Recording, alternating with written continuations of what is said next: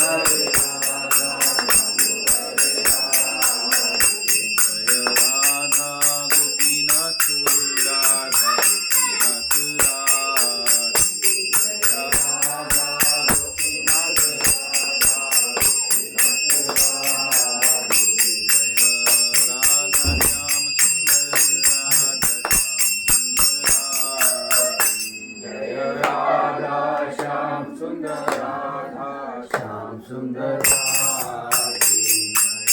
लक्ष्मी नारायण जय लक्ष्मी नारायण लक्ष्मी नारायण लक्ष्मी नारायण लक्ष्मी जय गौरनिताय गौरनिताय गौरनिताय जय गौरनिताय जय गौरनिताय गौरनिताय गौरनिताय जय गौरनिताय प्रभुपाद प्रभुपाद प्रभुपाद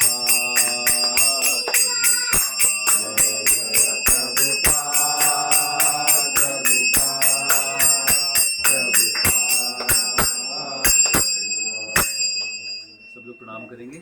जय Om Vishnupada Paramahamsa Parivrajakacharya Ashtottarashata divine grace A C Bhaktivedanta Swami Shri Prabhupada की जय Om Vishnupada Paramahamsa Parivrajakacharya Ashtottarashata divine grace A C Bhaktivedanta Swami Shri Prabhupada की अनंत कोटि वैष्णव नामाचार्य श्री हरिदास ठाकुर की प्रेम से कहो श्री कृष्ण चैतन्य प्रभु नित्यानंद श्री अद्वैत गदाधर श्री वासादि गौर भक्तवृंद की श्री श्री राधा कृष्ण गोपीनाथ श्याम कुंड राधा कुंड गिरि गोवर्धन धाम की मथुरा वृंदावन धाम की पुरुषोत्तम क्षेत्र जगन्नाथपुरी धाम की श्री श्री जगन्नाथ बलदेव सुभद्रा मैया की गंगा माई की यमुना माई की भक्ति देवी की तुलसी महारानी की संवेद भक्त वृंद की समस्त एकत्रित भक्तों की जय जयकार हो समस्त एकत्रित भक्तों की जय जयकार हो समस्त एकत्रित भक्तों की जय जयकार हो श्री श्री गुरु और गौरांग की जय जयकार हो श्री प्रभुपाद की जय।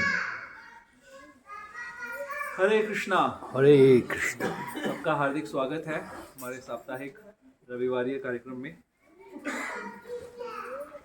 हम लोग गीता के 2 श्लोक डिस्कस करेंगे, तो आप लोग अपनी गीता निकाल लीजिए। आज की चर्चा रहेगी श्लोक संख्या अध्याय 13 श्लोक संख्या 25 और 26। तो प्लीज आप अपनी गीता निकाल लीजिए।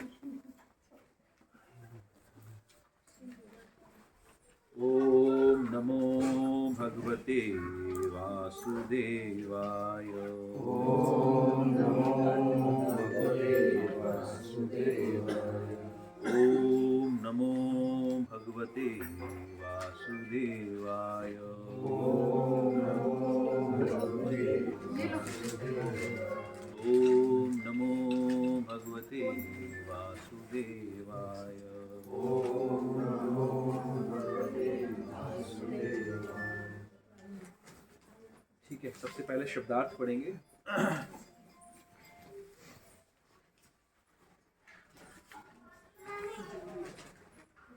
ध्यानेन ध्यान के द्वारा आत्मनि अपने भीतर पश्यन्ति देखते हैं केचित् कुछ लोग आत्मानम परमात्मा को आत्मना मन से अन्य लोग सांख्येन दार्शनिक विवेचना द्वारा योगेन योग पद्धति के द्वारा कर्म योगेन निष्काम कर्म के द्वारा च भी अपरे अन्य। ठीक है, श्लोक पढ़ेंगे। ध्यानेनात्मनि पश्यन्ति केचित् आत्मनमात्मना अन्ये सांख्येन योगेन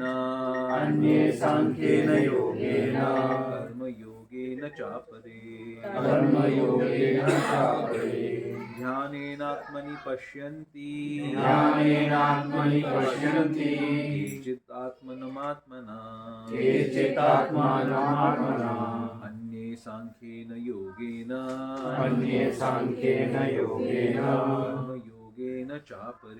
कर्म योगेन चापरे। ध्यानेनात्मनि पश्यन्ति केचित् आत्मनमात्मना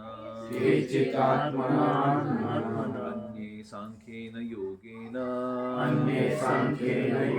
कर्म योगेन चापरे कर्मयोगेन चापरे ध्यानेनात्मनि पश्यन्ति ध्यानेनात्मनि पश्यन्ति केचिदात्मनम् आत्मना केचिदात्मानम् आत्मना अन्यसाङ्ख्येन योगेन अन्यसाङ्ख्येन योगेन कर्मयोगेन चापरे कर्मयोगेन चापरे ध्यानेनात्मनि पश्यन्ति ध्यानेनात्मनि पश्यन्ति केचित् आत्मानम् आत्मना केचिदात्मानम् आत्मना अन्यसाङ्ख्येन योगेन अन्यसाङ्ख्येन योगेन कर्मयोगेन चापरे कर्मयोगेन चापरे ध्यानेनात्मनि पश्यन्ति ध्यानेनात्मनि पश्यन्ति केचिदात्मानमात्मना केचिदात्मानमात्मना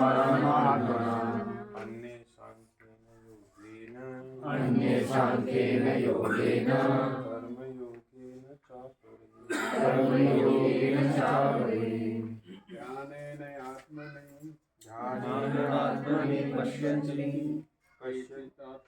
आत्मना केचिदात्मानम् आत्मना अन्यसाङ्ख्येन योगेन अन्यसाङ्ख्येन योगेन चापरे कर्मयोगेन चापरे ध्यानेनात्मनि पश्यन्ति ध्यानेनात्मनि पश्यन्ति केचिदात्मानम् आत्मना केचिदात्मानम् आत्मना अन्यसाङ्ख्येन योगेन अन्यसाङ्ख्येन योगेन कर्मयोगेन चापरे कर्मयोगेन चापरे ध्यानेनात्मनि पश्यन्ति ध्यानेनात्मनि पश्यन्ति केचिदात्मानम् केचिदात्मानम् आत्मना अन्यसाङ्ख्येन योगेन अन्यसाङ्ख्येन योगेन कर्मयोगेन चापरे कर्मयोगेन चापरे एक जन और कोई पढ़ लीजिए।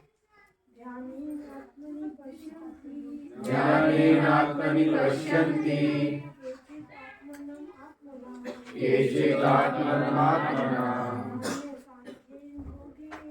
अन्यसाङ्ख्येन योगेन कर्मयोगेन चापरे एक जन और पढ़ सकता है। ध्यानेनात्मनि पश्यन्ति केचिदात्मानम् आत्मना अन्यसाङ्ख्येन योगेन कर्मयोगेन चापरे ओके, अनुवाद एवं तात्पर्य श्री प्रभुपाद के द्वारा। श्री प्रभुपाद की जय। कुछ लोग परमात्मा को ध्यान के द्वारा अपने भीतर देखते हैं तो दूसरे लोग ज्ञान के अनुशीलन द्वारा, और कुछ ऐसे हैं जो निष्काम कर्मयोग द्वारा देखते हैं। तात्पर्य: भगवान अर्जुन को बताते हैं कि जहाँ तक मनुष्य द्वारा आत्म साक्षात्कार की खोज का प्रश्न है, बद्ध जीवों की दो श्रेणियाँ हैं। जो लोग नास्तिक, अज्ञेयवादी तथा संशयवादी हैं, वे आध्यात्मिक ज्ञान से विहीन हैं। किंतु अन्य लोग जो आध्यात्मिक जीवन संबंधी अपने ज्ञान के प्रति श्रद्धावान हैं, वे आत्मदर्शी भक्त, दार्शनिक तथा निष्काम कर्मयोगी कहलाते हैं। जो लोग सदैव अद्वैतवाद की स्थापना करना चाहते हैं, उनकी भी गणना नास्तिकों एवं अज्ञेयवादियों में की जाती है।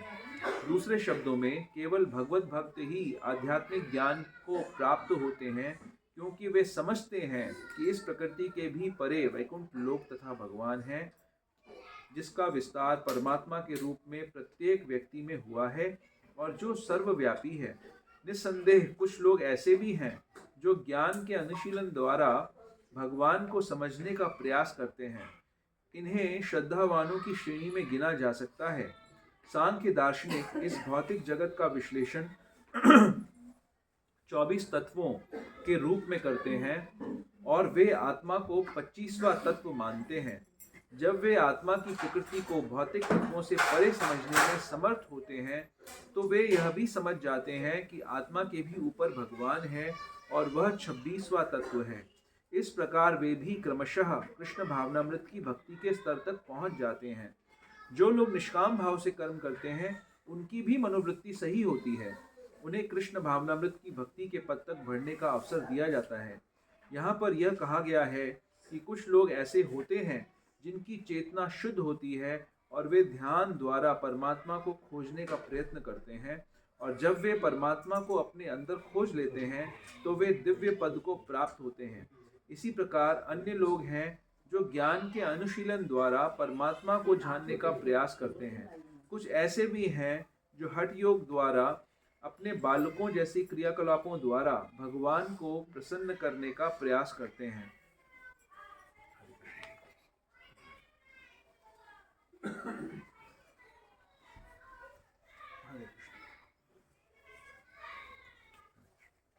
श्लोक संख्या 26। अन्ये त्वेवं जानन्तः श्रुत्वान्येभ्यः उपासते ते अपि चातितरन्त्येव मृत्युं श्रुतिपरायणः। ऐसे भी लोग हैं जो यद्यपि आध्यात्मिक ज्ञान से अवगत नहीं होते पर अन्यों से परम पुरुष के विषय में सुनकर उनकी पूजा करने लगते हैं। ये लोग भी प्रामाणिक पुरुषों से श्रवण करने की मनोवृत्ति होने के कारण जन्म तथा मृत्यु के पथ को पार कर जाते हैं। तात्पर्य, यह श्लोक आधुनिक समाज पर विशेष रूप से लागू होता है, क्योंकि आधुनिक समाज में आध्यात्मिक विषयों की शिक्षा नहीं दी जाती। कुछ लोग नास्तिक प्रतीत होते हैं तो कुछ अज्ञेयवादी तथा दार्शनिक, लेकिन वास्तव में इन्हें दर्शन का कोई ज्ञान नहीं होता। जहाँ तक सामान्य व्यक्ति की बात है, यदि वह पुण्यात्मा है तो श्रवण द्वारा प्रगति कर सकता है। यह श्रवण विधि अत्यंत महत्वपूर्ण है। आधुनिक जगत में कृष्ण भावनामृत का उपदेश करने वाले भगवान चैतन्य ने श्रवण पर अत्यधिक बल दिया था, क्योंकि यदि सामान्य व्यक्ति प्रामाणिक सूत्रों से केवल श्रवण करे तो वह प्रगति कर सकता है। विशेषतया चैतन्य महाप्रभु के अनुसार यदि वह हरे कृष्ण कृष्ण कृष्ण हरे हरे, हरे राम राम राम हरे हरे दिव्य ध्वनि को सुने। इसलिए कहा गया है कि सभी व्यक्तियों को सिद्ध पुरुषों से श्रवण करने का लाभ उठाना चाहिए और इस तरह क्रम से प्रत्येक वस्तु समझने में समर्थ बनना चाहिए। तब निश्चित रूप से परमेश्वर की पूजा हो सकेगी। भगवान चैतन्य महाप्रभु ने कहा है कि इस युग में मनुष्य को अपना पद बदलने की आवश्यकता नहीं है, अपितु उसे चाहिए कि वह मनोधार्मिक तर्क द्वारा परम सत्य को समझने के प्रयास को त्याग दे। उसे उन व्यक्तियों का दास बनना चाहिए जिन्हें परमेश्वर का ज्ञान है। यदि कोई इतना भाग्यशाली हुआ कि उसे शुद्ध भक्ति के कारण की शरण मिल सके और वह उससे आत्म साक्षात्कार के विषय में श्रवण करके उसके पद चिन्हों पर चल सके, तो उसे क्रमशः शुद्ध भक्त का पद प्राप्त हो जाता है। इस श्लोक में श्रवण विधि पर विशेष रूप से बल दिया गया है और यह सर्वथा उपयुक्त है। यद्यपि सामान्य व्यक्ति तथाकथित दार्शनिकों की भांति प्राय समर्थ नहीं होता, लेकिन प्रामाणिक व्यक्ति से श्रद्धापूर्वक श्रवण करने से इस भवसागर को पार करके भगवत धाम वापस जाने में उसे सहायता मिलेगी। ओम ज्ञानतिमिरान्धस्य ज्ञानाञ्जनशलाकया चक्षुरुन्मिलितं येन तस्मै श्रीगुरुवे नमः। श्रीचैतन्यमनोभीष्टं स्थापितं येन भूतले स्वयं रूप कदा मह्यं ददाति स्वपदान्तिकं। वन्देऽहं श्रीगुरुः श्रीयुतपदकमलं श्रीगुरुन् वैष्णवांश्च श्रीरूपं साग्रजातं सहगं रघुनाथान्वितं तं सजीवं साद्वैतं सावधूतं परिजनसहितं कृष्णचैतन्यदेवं श्रीराधा कृष्णपादान् सहगं ललिता श्रीविशाखान्वितांश्च। हे कृष्ण करुणा सिंधु दीनबंधु जगतपते गोपेश गोपिका कांत राधा कांत नमोस्तुते। तप्त कांचन गौरांगी राधे वृंदावनेश्वरी वृषभानुसुते देवी प्रणमामि हरिप्रिये। वाञ्छाकल्पतरुभ्यश्च कृपा सिन्धुभ्य एव च पतितानां पावनेभ्यो वैष्णवेभ्यो नमो नमः। जय श्री कृष्णा चैतन्य प्रभु नित्यानंद श्री अद्वैत गदाधर श्रीवासादि गौर भक्तवृंद। हरे कृष्णा कृष्णा कृष्णा हरे हरे, हरे राम राम राम हरे हरे। हरे कृष्णा। हरे कृष्णा। पुनः बहुत इंटरेस्टिंग श्लोक है। पूरा चैप्टर बड़ा इंटरेस्टिंग है, कॉम्प्लेक्स भी है, समझना थोड़ा मुश्किल है, विशेषकर जब हिंदी में पढ़ा जाता है तो और ज़्यादा कॉम्प्लेक्स हो जाता है ना। बट प्रभुपाद जी ने इंग्लिश में बड़ा सरलता से इसको समझाया है, पूरे कॉन्टेक्स्ट को। तो शुरू करते हैं चर्चा। आज की चर्चा से पहले थोड़ा सा पीछे जाकर हम गीता में कहाँ पर हैं, क्या डिस्कस कर रहे हैं। गीता का कॉन्टेक्स्ट ये है कि अर्जुन बहुत दुखी हैं। दुखी इस बात से हैं कि उनको अपने रिलेटिव्स को मारना है युद्ध में, और ऐसा करने के बाद उनको राज्य की प्राप्ति होगी। तो उनको लग रहा है कि इससे मेरा दुख का विस्तार होगा, दुख बढ़ेगा, मेरा दुख कम नहीं होगा। आए थे युद्ध में ये सोच के कि इनको मार के मुझे खुशी मिलेगी, ये राज्य मिल जाएगा तो मैं खुश हो जाऊंगा। लेकिन जब सबको देखा, अपने निकटतम बंधुओं को देखा, तो उनके मन में आ गया कि ये मेरे सुख का कारण नहीं हो सकता, इसमें मुझे दुख मिलेगा, पाप होगा, इससे पाप के फल मिलेंगे, दुख बढ़ता चला जाएगा। भगवान की शरण ग्रहण करते हैं, भगवान शरण में लेते हैं और उनको ज्ञान देना शुरू करते हैं, समझाना शुरू करते हैं, डांटते हैं, बताते हैं कि शरीर और आत्मा में क्या भेद है, हाँ, भगवान कौन है, भगवान के साथ हमारा क्या संबंध है, हमें क्या करना चाहिए। ये सारी चर्चाएं होते होते हम 13वें अध्याय तक पहुंच गए। अगर आप अपनी गीता में 12.7 में जाएंगे, 12.7 है ना, उसमें भगवान क्या कह रहे हैं? तेषां समुद्धर्ता मृत्यु संसार सागरात भवामि न चिरात् पार्थ मय्यावेशित चेतसाम। मैं जन्म मृत्यु के सागर से शीघ्र उद्धार करने वाला हूं। तो भगवान ये चीज को स्टैब्लिश कर रहे हैं कि इस संसार में दुख है। जैसे अभी 13.9, इसके आगे जो श्लोक हैं हमने भी पढ़े, 13.9 में जाइए, जहां पर ज्ञान की प्रोसेस का वर्णन किया जा रहा है। वहां पर भगवान बोल रहे हैं, इंद्रियार्थेषु वैराग्यम अनहंकार एव च जन्म मृत्यु जरा व्याधि दुख दोषानुदर्शनम। तो भगवान ये बता रहे हैं, अर्जुन को समझा रहे हैं कि असलियत में दुख क्या है, और उस दुख को दूर करने के लिए ये सब समझना जरूरी है जो भगवान ने समझाया कि भगवान कौन है, हम कौन है, हमारा क्या संबंध है, हमें उस संबंध में क्या करना चाहिए। जब तक हम इन चीजों को नहीं समझेंगे, हम अपने दुखों का शमन नहीं कर सकते। तो भगवान जो सेंट्रल थीम चल रही है गीता के अंदर, वो ये चल रही है कि इस संसार के जो दुख हैं जन्म मृत्यु से लिंक्ड है, और जन्म मृत्यु से कैसे निकल सकते हैं, यही भगवान बार बार हमको बता रहे हैं। जैसे इसी अध्याय के अंदर अगर हम देखेंगे, अभी आपने 13.9 पढ़ा, इसके बाद 13.13 में जाइए। 13.13 में भगवान क्या कह रहे हैं? हाँ, यहां पर बोल रहे हैं अमृतम अश्नुते। हाँ, अब मैं तुम्हें ज्ञेय के विषय में बताऊंगा। हरे कृष्णा, हरे कृष्णा।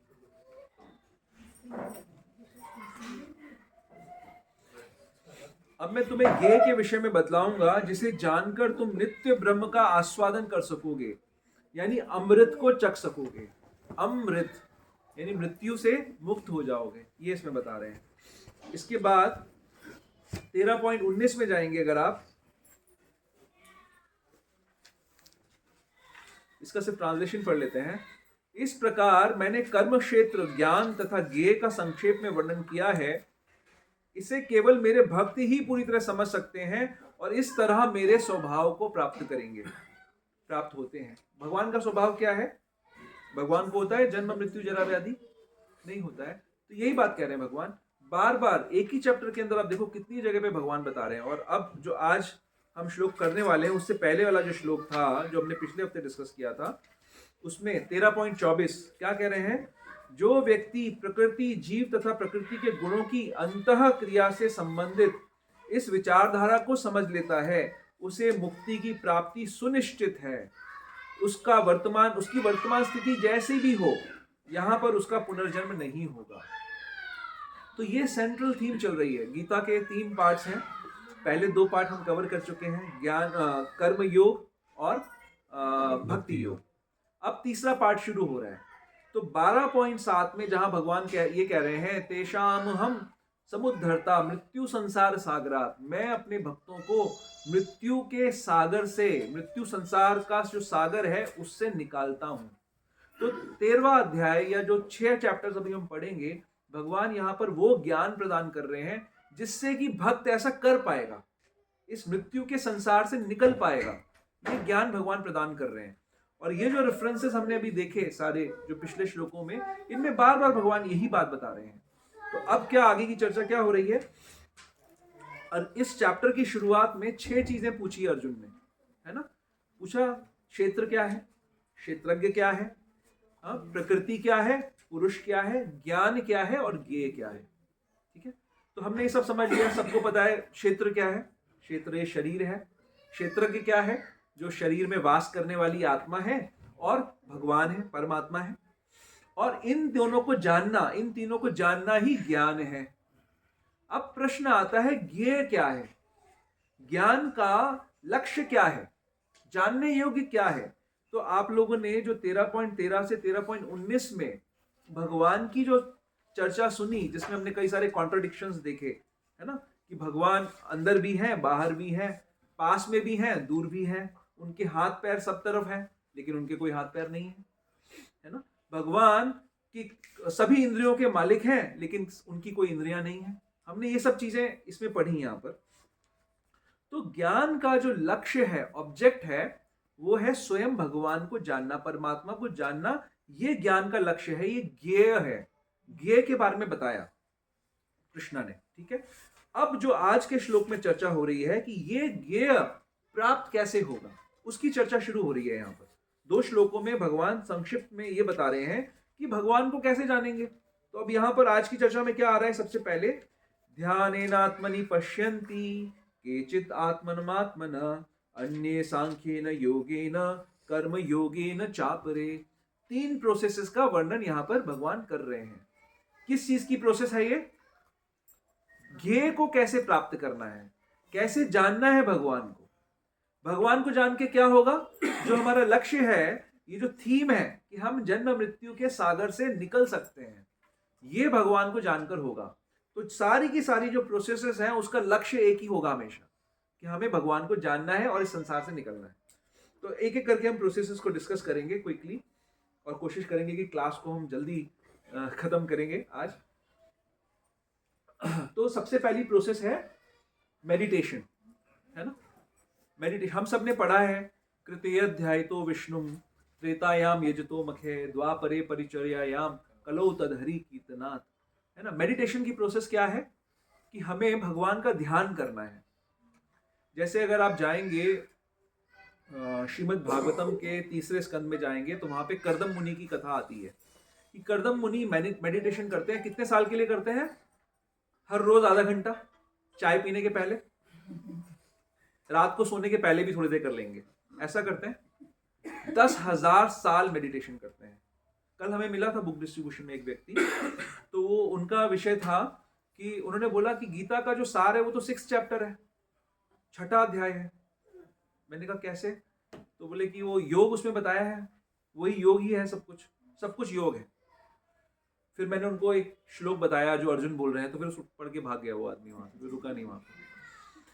तो लोगों के अंदर बहुत अज्ञान है। अभी हम ज्ञान की बात कर रहे हैं। यहाँ पे प्रभुपाद इस तात्पर्य को शुरू करते हैं।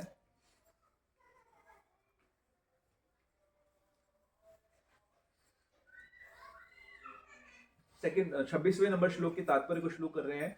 यह श्लोक आधुनिक समाज पर विशेष रूप से लागू होता है, क्योंकि आधुनिक समाज में आध्यात्मिक विषयों की शिक्षा नहीं दी जाती। किसी को आध्यात्मिक ज्ञान है ही नहीं कुछ भी। तो मेडिटेशन ऐसा नहीं होता कि आप सुबह उठेंगे 8 बजे सो के और उसके बाद आधा घंटा मेडिटेशन करेंगे, फिर चाय पियेंगे, फिर ऑफिस चले जाएंगे। ये मेडिटेशन नहीं होता है। 6ठे अध्याय में अर्जुन का इंक्लिनेशन देखकर अर्जुन बार बार भगवान को कह रहे थे कि भगवान, मैं तो कर्म अच्छा है या अकर्म अच्छा है, कर्म से कैसे बच जाऊं, क्योंकि 12 साल वन में रह के आए थे, वहां कोई ज्यादा काम नहीं करना होता था, मतलब जो मिलता था योग करते थे और अपना काम चल रहा था। तो उन्होंने सोचा इनको क्यों मारे सबको, मेरे को तो आदत पड़ गई है 12 साल जंगल में रहने की, अब मैं क्यों आऊं शहर में और क्यों आके काम करूं। तो भगवान ने बोला चल बेटा तुझे बताता हूं कि योग कैसे होता है। तो 6ठे अध्याय में बताना शुरू किया भगवान ने। उसके बाद उसको सुनने के बाद आप जाइए 6:33 में जाइए 6:33 में जाइए, जहां पर अर्जुन क्या कह रहे हैं?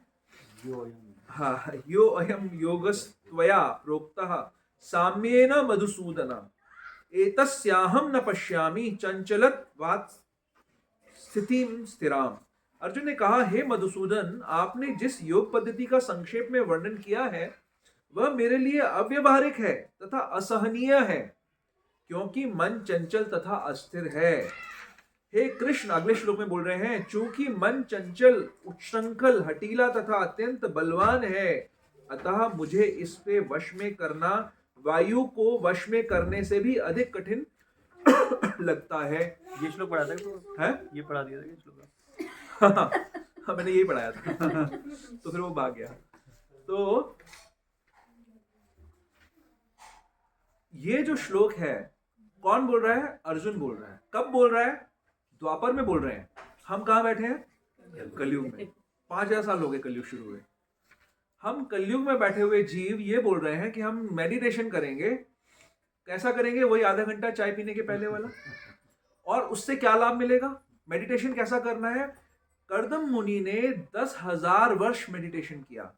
अब इन दोनों श्लोकों में अगर आप गहराई से समझेंगे तो इसमें मन की बात आ रही है। मन का मेडिटेशन से क्या लेना देना है? कोई बता सकता है मुझे? मन का मेडिटेशन से क्या लेना देना है? मेडिटेशन क्या होता है? मन को कंट्रोल करने के लिए मेडिटेशन होती है। मन को कंट्रोल करने के लिए होती है मेडिटेशन। हाँ, मन को कंट्रोल स्थिर रखना। मन को स्थिर रखना। स्थिर रख के क्या करेंगे? मन को क्यों स्थिर करना है? मन को किस चीज पे स्थिर करना है? जब हम बोलते हैं स्थिर करना है तो क्या करना है? एक तो होता है स्थिर का मतलब कि एकदम स्टैग्नेंट कर देना है, वो रुक जाए, कहीं जाए ही नहीं। लोग स्थिरता का मतलब इतना ही समझते हैं, लेकिन मन को भगवान के श्री चरणों में, भगवान के दिव्य स्वरूप पे स्थिर करना है। यह है मेडिटेशन का पर्पस। सिर्फ स्थिर करना पर्पस नहीं है। तो कर्दम मुनि 10,000 वर्ष तक जो तपस्या कर रहे थे, तो भगवान के सुंदर स्वरूप पे अपने मन को स्थिर कर रहे हुए थे। कितने लोग हैं कर लेंगे हम लोग ऐसा? नहीं कर पाएंगे, बिल्कुल नहीं कर पाएंगे। जब अर्जुन ये बोल रहे हैं, भगवान हालांकि कहते हैं अगले श्लोक में कि हाँ अर्जुन, भगवान एक्नॉलेज कर रहे हैं। अगले श्लोक में भगवान बोल रहे हैं,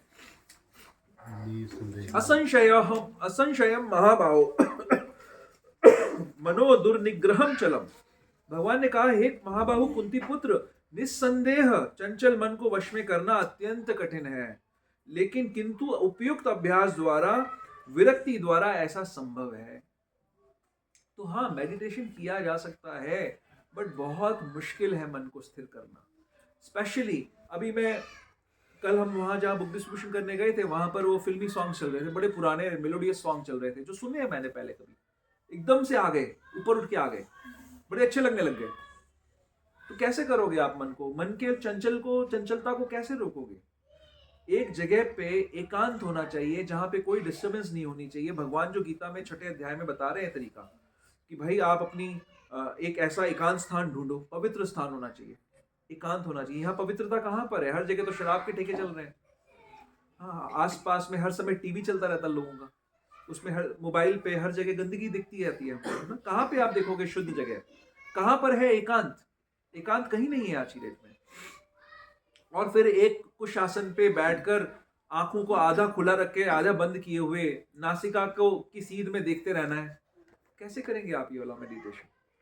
हम एक जगह पे स्थिर नहीं बैठ पाते हैं 2 मिनट से ज्यादा। तो ये जो प्रोसेस है मेडिटेशन की, भगवान ये बता रहे हैं। लक्ष्य क्या है? सेंट्रल थीम ये है कि जन्म मृत्यु के चक्कर से निकलना है। जन्म मृत्यु के चक्कर से निकलने के लिए ज्ञान का जो लक्ष्य है वो है भगवान का दर्शन करना है, भगवान को जानना है। उस भगवान को जानने के लिए भगवान बोल रहे हैं एक तरीका है भैया, तुम मेडिटेशन भी कर सकते हो। तो क्या कर पाएंगे हम मेडिटेशन? बहुत मुश्किल है। ऐसा मेडिटेशन करना मुश्किल है। मेडिटेशन के नाम पे मेडिटेशन का उपहास चल रहा है, ध्यान का उपहास चल रहा है। लोग जानते नहीं हैं और अपना समय व्यर्थ कर रहे हैं। वो व्यक्ति जो कल मुझे मिला था, उसका सच में यही सोचना था कि मैं मेडिटेशन कर रहा हूँ और मैं एक दिन सफल हो जाऊंगा। और मैं उसको ये बताने का प्रयास कर रहा था कि नहीं, आपके लिए आपकी कैपेबिलिटी नहीं है मेडिटेशन करने की। आप जिस वातावरण में रह रहे हो, आप एक रेस्टोरेंट में खाना खाने आए हो, आप क्या मेडिटेशन करोगे? कैसे आप इंद्रिय निग्रह करोगे?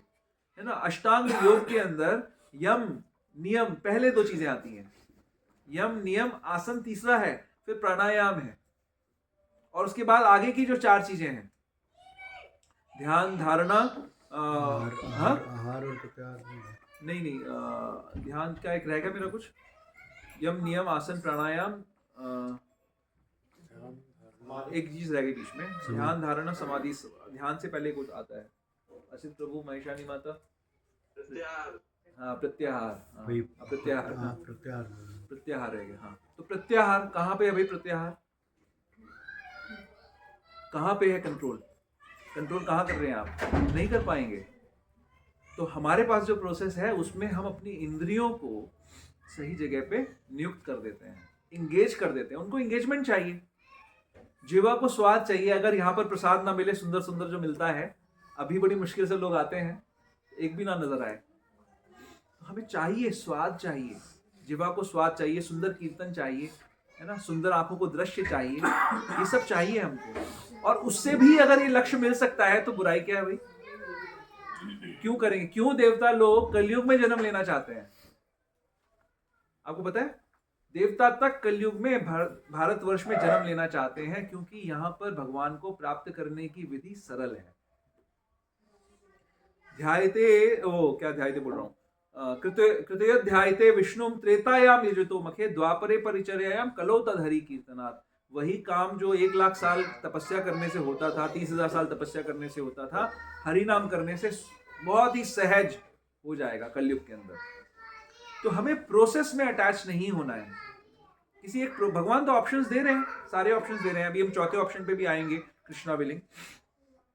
भगवान ने ऑप्शंस दिए हैं आपको, तो आपको ये नहीं सोचना है कि कौन सी प्रोसेस, बस मुझे यही प्रोसेस अच्छी लगती है मैं इसी को करूंगा। नहीं, जो लक्ष्य है, लक्ष्य का ज्ञान होना चाहिए। क्या चीज करने के लिए प्रोसेस कर रहे हो? व्यापार कर रहे हो तो किस लिए कर रहे हो? प्रॉफिट कमाने के लिए कर रहे हो ना। तो वो लक्ष्य क्लियर होगा तो आप व्यापार ठीक से कर लोगे। अगर लक्ष्य क्लियर नहीं है तो व्यापार नहीं कर पाओगे। कोई भी काम करने के लिए लक्ष्य क्लियर होना चाहिए हमारा। हाँ, तो ये पहली चीज जो बताई भगवान ने। करेंगे मेडिटेशन भगवान को प्राप्त करने के लिए। मैं मेडिटेशन को डिस्करेज नहीं कर रहा हूं। मेडिटेशन हम अभी भी करते हैं, हम भी करते हैं। हम जब माला करते हैं, हरिनाम करते हैं, तब भी हम ध्यान करते हैं। लेकिन विशेष बात यह है कि भगवान के श्री चरणों का ध्यान करना है, भगवान का ध्यान करना है, मन को शून्य नहीं करना। बहुत सारी उल जुलूल बातें होती हैं। हमारे गुरु महाराज कई बार अपने लेक्चर्स में कहते हैं, एक पर्टिकुलर संप्रदाय है वो कहता है कि let us meditate on the sound of one hand clapping. Clapping करने के लिए 2 हाथ लगते हैं, है ना। एक हाथ से क्लैपिंग होगी। तो कुछ लोग एक हाथ की क्लैपिंग पे मेडिटेट करने की कोशिश करते हैं। एब्सर्ड है ना, हो नहीं सकता ऐसा। तो ये एब्सर्डिटी चल रही है। जो चीजें एब्सर्ड है, जो समझ में नहीं आती, वो ज्यादा चलती हैं। किसी को समझ में आता नहीं है और लोग कोई मानना नहीं चाहते कि हमें समझ में नहीं आया। तो ये सब एब्सर्डिटी चल रही है, बट लक्ष्य उसमें मिस हो जाएगा। नेक्स्ट क्या है? नेक्स्ट प्रोसेस भगवान बता रहे हैं, अन्य सांख्येन योगेन। कुछ लोग सांख्य योग करते हैं। सांख्य का क्या मतलब है? संख्यात्मक गुणात्मक दृष्टि से एनालिटिकल स्टडी, एनालाइज करना। कई सारे स्टेजेस हो सकते हैं। जैसे जब जीव देहात्म बुद्धि की स्टेज पे होता है तो वो सोचता है कि मैं ये देह हूं, और इस देह, अगर मैं ये देह हूं, इससे पहले एक समझने की कोशिश करते हैं, सत किस चीज को कहते हैं? व्हाट इज सत? सच, ट्रुथ किस चीज को कहते हैं? What is truth? कौन बताएगा? हाँ, जो परमानेंट है हो सकता परमानेंट है। परमानेंट का क्या मतलब है? जो तीनों कालों में है। है। जैसे सूर्य परमानेंट, इटर्नल है।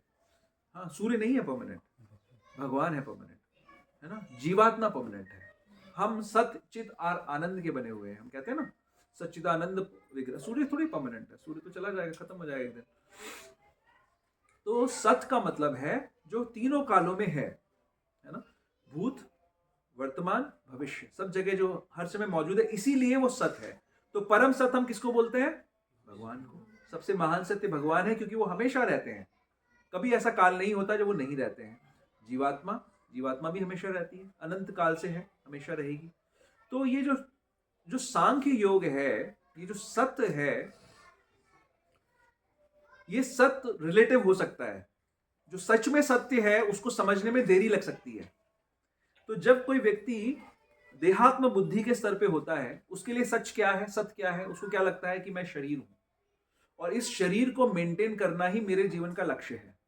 जो हम बोलते हैं ना 5 स्टेजेस है, अन्नमय, प्राणमय, हमने डिस्कस किया कई बार इन चीजों को। अन्नमय स्टेज, जैसे कि अगर जो बच्चा है या पशु है, उसको अगर खाना मिल जाए, भोजन मिल जाए, वो उसके लिए जीवन का परफेक्शन है, उसके लिए सच वही है। तो जब हम सांख्य योग की बात कर रहे हैं, संख्यात्मक दृष्टि की बात कर रहे हैं, तो ये एनालिसिस चलता रहता है कि हम हैं कौन, सत्य क्या है। तो जब हमारा सत्य ये है कि हम ये शरीर ही हैं, शरीर से जुड़ी हुई इंद्रियां ही हैं, तो इन इंद्रियों का पोषण ही हमारे लिए सत्य है। फिर जब हमें समझ में आता है नहीं, इंद्रियों के बाद इनको इंद्रियों से भोग मैं तभी कर पा रहा हूं जब मैं जिंदा हूं, तो प्राणों की रक्षा ही सत्य है। तो अन्नमय, प्राणमय। कई बार लोग इसके ऊपर उठ जाते हैं, जैसे कवि होते हैं, फिलोसोफर्स होते हैं, वो सोचते हैं कि मैं शरीर नहीं हूं, उनको समझ में आ रहा है मैं ये ग्रॉस बॉडी नहीं हूं, लेकिन मैं मन हूं। आजकल हर आदमी अपने मन में जो आ गया वो करना चाहता है। सुख की डेफिनेशन ये है कि क्या मैं अपने मन का कार्य कर पा रहा हूं। सुख मिल रहा है संसार में ऐसा करने से? सुख नहीं मिल रहा है। जैसे जितनी भी वेस्टर्न सिविलाइजेशन है वो इस बात पे है कि हर किसी को पूरी अपॉर्चुनिटी मिलनी चाहिए कि उसके मन में जो है वो कर पाए। अगर आप कुत्ते की तरह व्यवहार करना चाहते हो तो आप इंसान के शरीर में कुत्ते की तरह रह सकते हो। आपके लिए एक पिंजरा बना दिया जाएगा, उसमें आप 2 हाथों 2 पैरों पे चलो और वहीं पे अपना मलमूत्र भी त्याग करो और कुत्ते की तरह भौंको। ऐसा हो रहा है, मैंने बताया था आप लोगों को एक बार पहले ही, ऐसा हो रहा है। ऐसी ऐसी चीजें हो सकती हैं, कुछ भी नॉनसेंस चल सकती है। मन के बेसिस पे चलने में लोग सोचते हैं हमें खुशी मिल जाएगी, लेकिन नहीं मिलती। तो कुछ लोगों का सत्य जो है वो मन के स्तर पे रहता है। तो एनालिटिकल स्टडी जो सांख्य है वो ये एनालाइज करता है कि ये हम जो हैं, हमारी जो एग्जिस्टेंस है वो कैसे है। तो सबसे पहले एनालिसिस हुआ कि भाई ये शरीर दिख रहा है मुझे, मैं शरीर हूं। तो शरीर किन चीजों से बना है? धरती, जल, अग्नि, वायु, आकाश, इन चीजों से शरीर बना हुआ है। अच्छा, शरीर के अंदर क्या क्या है? शरीर के अंदर 5 कर्मेंद्रियां हैं, 5 ज्ञानेंद्रियां हैं, है ना? और इन ज्ञानेंद्रियों का कुछ 5 विषय भी हैं, है ना? जैसे जिह्वा का स्वाद है, कान का साउंड है, ध्वनि है, आंखों का दृश्य है ना? त्वचा का स्पर्श है, और क्या रह गया? नासिका का गंध है ना? 5 ज्ञानेंद्रियां, 5 कर्मेंद्रियां, हाथ, पैर, है ना, मुंह, गुदा और उपस्थ, ये 5 हमारे कर्मेंद्रियां हैं। तो ये कितने हो गए? 5 महाभूत, 5 कर्मेंद्रियां, 5 ज्ञानेंद्रियां, 5 उनके विषय, 20 हो गए। एनालिटिकल स्टडी चल रही है। तो हाँ, मैं ये कहीं कुछ भी नहीं हूं, ये सब तो चीजें मेरे से अलग हैं। मैं धरती, जल, अग्नि, वायु, आकाश भी नहीं हूं, मैं कर्मेंद्रियां भी नहीं हूं, ज्ञानेंद्रियां भी नहीं हूं, मैं इनके विषय भी नहीं हूं। तो क्या हूं मैं शायद मन हूं। तो मन की स्थिति पे आ गए कि मन के हिसाब से चलेंगे। जो मन, अगर मन पूरा हो गया मेरा तो मैं परफेक्ट हूं, मैं खुश हूं। अगर मन पूरा नहीं हुआ, मन मर गया, तो मेरे लिए संसार में कुछ जगह नहीं है। मनोमय, है ना? तो मन के स्तर पर हम रहते हैं। तो मन, बुद्धि, अहंकार, ये 3 तत्व हो गए। उसके बाद फिर एनालिसिस जब चलता रहा तो ये समझ में आया कि ये सब आए कहां से। तो ये सब आ गए महत तत्व में से। एक पूरा स्टॉक है जिसके अंदर ये सारी चीजें एक मिक्स्ड मात्रा में है, जहां से आप रॉ मटेरियल्स निकाल सकते हो। जैसे आप जब पेट्रोलियम निकालना है तो आपने समुद्र के अंदर आपने गड्ढा खोदा और उसके अंदर से आपने पेट्रोलियम को रॉ फॉर्म में निकाला और फिर उसके अंदर से अलग अलग चीजें निकालने लगे। तो महत तत्व है जिसके अंदर सारी चीजें आ गई, उसमें से आपने ये सारे एलिमेंट्स निकाल लिए। तो ये 24 तत्वों के अंदर आपने सांख्य योग के अंदर समझने का प्रयास किया। आप चाहते क्या हो? सुख। अर्जुन क्या चाहता है? सुख। दुखी नहीं होना चाहता, ढूंढ रहा है कैसे मैं इनको नहीं मारूंगा तो सुखी हो जाऊंगा। कृष्णा बोल रहे हैं तू नहीं मारेगा, लेकिन ये लोग तेरे भाइयों को मारेंगे और फिर तुझे यहां पे आना पड़ेगा, तू आएगा दौड़ के इनको मारने के लिए, तो सुखी नहीं हो सकता ऐसे। तो हम सभी सुख ढूंढ रहे हैं। सांख्य योगी भी सुख की परिभाषा ढूंढते ढूंढते ये एनालिसिस कर रहा है कि मैं कहां हूं इन सब चीजों में, मैं कहां पे हूं।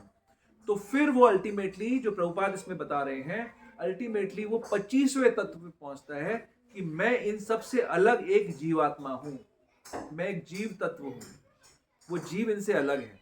और ये जीव जब ये समझ जाता है कि ये जीव इन 24 तत्वों से अलग है, तो ये कहां से आया है, तब उसको समझ में आता है, 26वां तत्व समझ में आता है कि मैं भगवान का अंश हूं।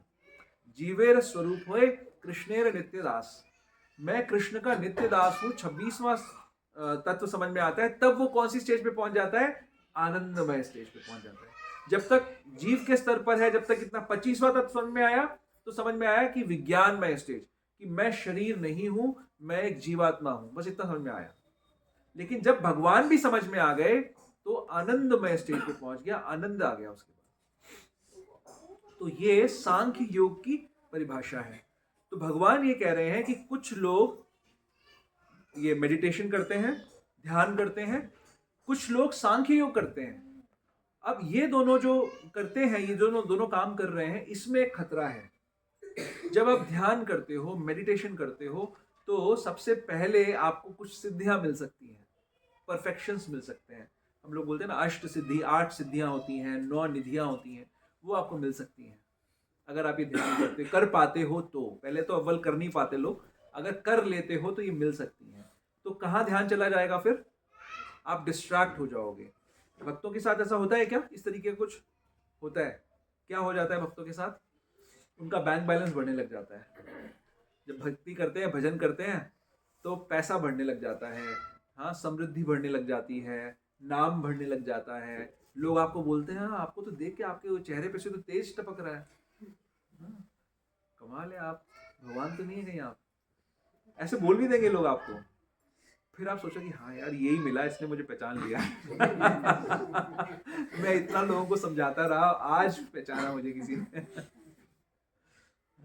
तो हिज होलीनेस राधानाथ स्वामी महाराज, मैं आप लोगों को सुना चुका हूँ ना कहानी, समुद्र मंथन वाली, बड़ी सुंदर बात है। बोलते हैं वो बोलते हैं कि समुद्र मंथन जब कर रहे हो तो सबसे पहले विष निकलेगा। तो भक्त लोग जब अपना मंथन करते हैं, भजन करते हैं, तो अपने हृदय के दोष नजर आते हैं कि हम कितने घटियापंती हमारे अंदर भरी पड़ी है। उससे पहले तो हमें दिखता नहीं, हमें दूसरों के अंदर दोष नजर आते हैं। भजन करने से अपने अंदर दोष नजर आते हैं, विष निकलता है। समुद्र मंथन में पहले विष निकलता है। जब उस विष को आपने खत्म कर दिया, समाप्त कर दिया, तो आपके जो गुण हैं, सुंदर गुण निकल के आने लग जाएंगे, जो दूसरे लोग दर्शन भी कर लेते हैं उसके। उनको लगता है सच में कि अरे आप बैठे हुए, वो महापुरुष प्रभु बैठे थे, वहां से कुछ चमक आ रही थी, पता नहीं क्या चक्कर है। तो ये क्या चक्कर है? सर प्रणाम प्रभु, आप खुश रखते हैं, फिर आपको वो बोलते हैं इसे पंगा नहीं लेना, पता नहीं कुछ श्राप आप दे दिया। है ना? तो फिर गुण नजर आते हैं। फिर लेकिन अगर आपको भी लगने लगे कि हाँ मेरे अंदर तो बहुत अच्छे गुण हैं, तो फिर मंथन रुक जाएगा। क्योंकि मंथन का पर्पस, समुद्र मंथन में विष के बाद क्या निकलता है? हीरे मोती, जवाहरात, लक्ष्मी जी, चंद्रमा, ऐरावत, है ना, सब उच्च श्रवा, सब निकलते हैं, सब चीजें। बट लक्ष्य समुद्र मंथन इसलिए नहीं किया गया था कि ये सब चीजें निकले। किस लिए किया गया था समुद्र मंथन? अमृत निकले। 13.13 में क्या बोल रहे हैं भगवान? 13.30 में अमृत अश्नुते, ये अमृत को चखोगे अगर इस ज्ञान को समझ जाओगे तो मंथन का पर्पस है अमृत। तो वो मंथन अगर चलता रहा तो अमृत मिल जाएगा आपको। इसीलिए यहाँ पर जब सिद्ध ये ध्यान योगी ध्यान करता है, अगर वो डिस्ट्रैक्ट हो गया, अगर वो नाम वैभव, बहुत सारे लोग आएंगे ना आपके पास। अभी आप कोई भी छोटा सा भी कोई अच्छा काम करते हैं तो आपके पीछे आ जाते हैं लोग बहुत सारे कि आप बहुत महान हैं, तो आप डिस्ट्रैक्ट हो जाते हैं अपने गोल से। तो आप डिस्ट्रैक्ट हो जाओगे और आप हो सकता है भगवान से एनवी करने लग जाओ, क्योंकि आपको वो पद चाहिए, आपको ईश्वर बनना है। तो फिर जब आपके सामने ये प्रपोजल आएगा कि नहीं भैया तुम जमीन पे आ जाओ, तुम ईश्वर नहीं हो, दूसरा एक बैठा है ऊपर, वही है असली में।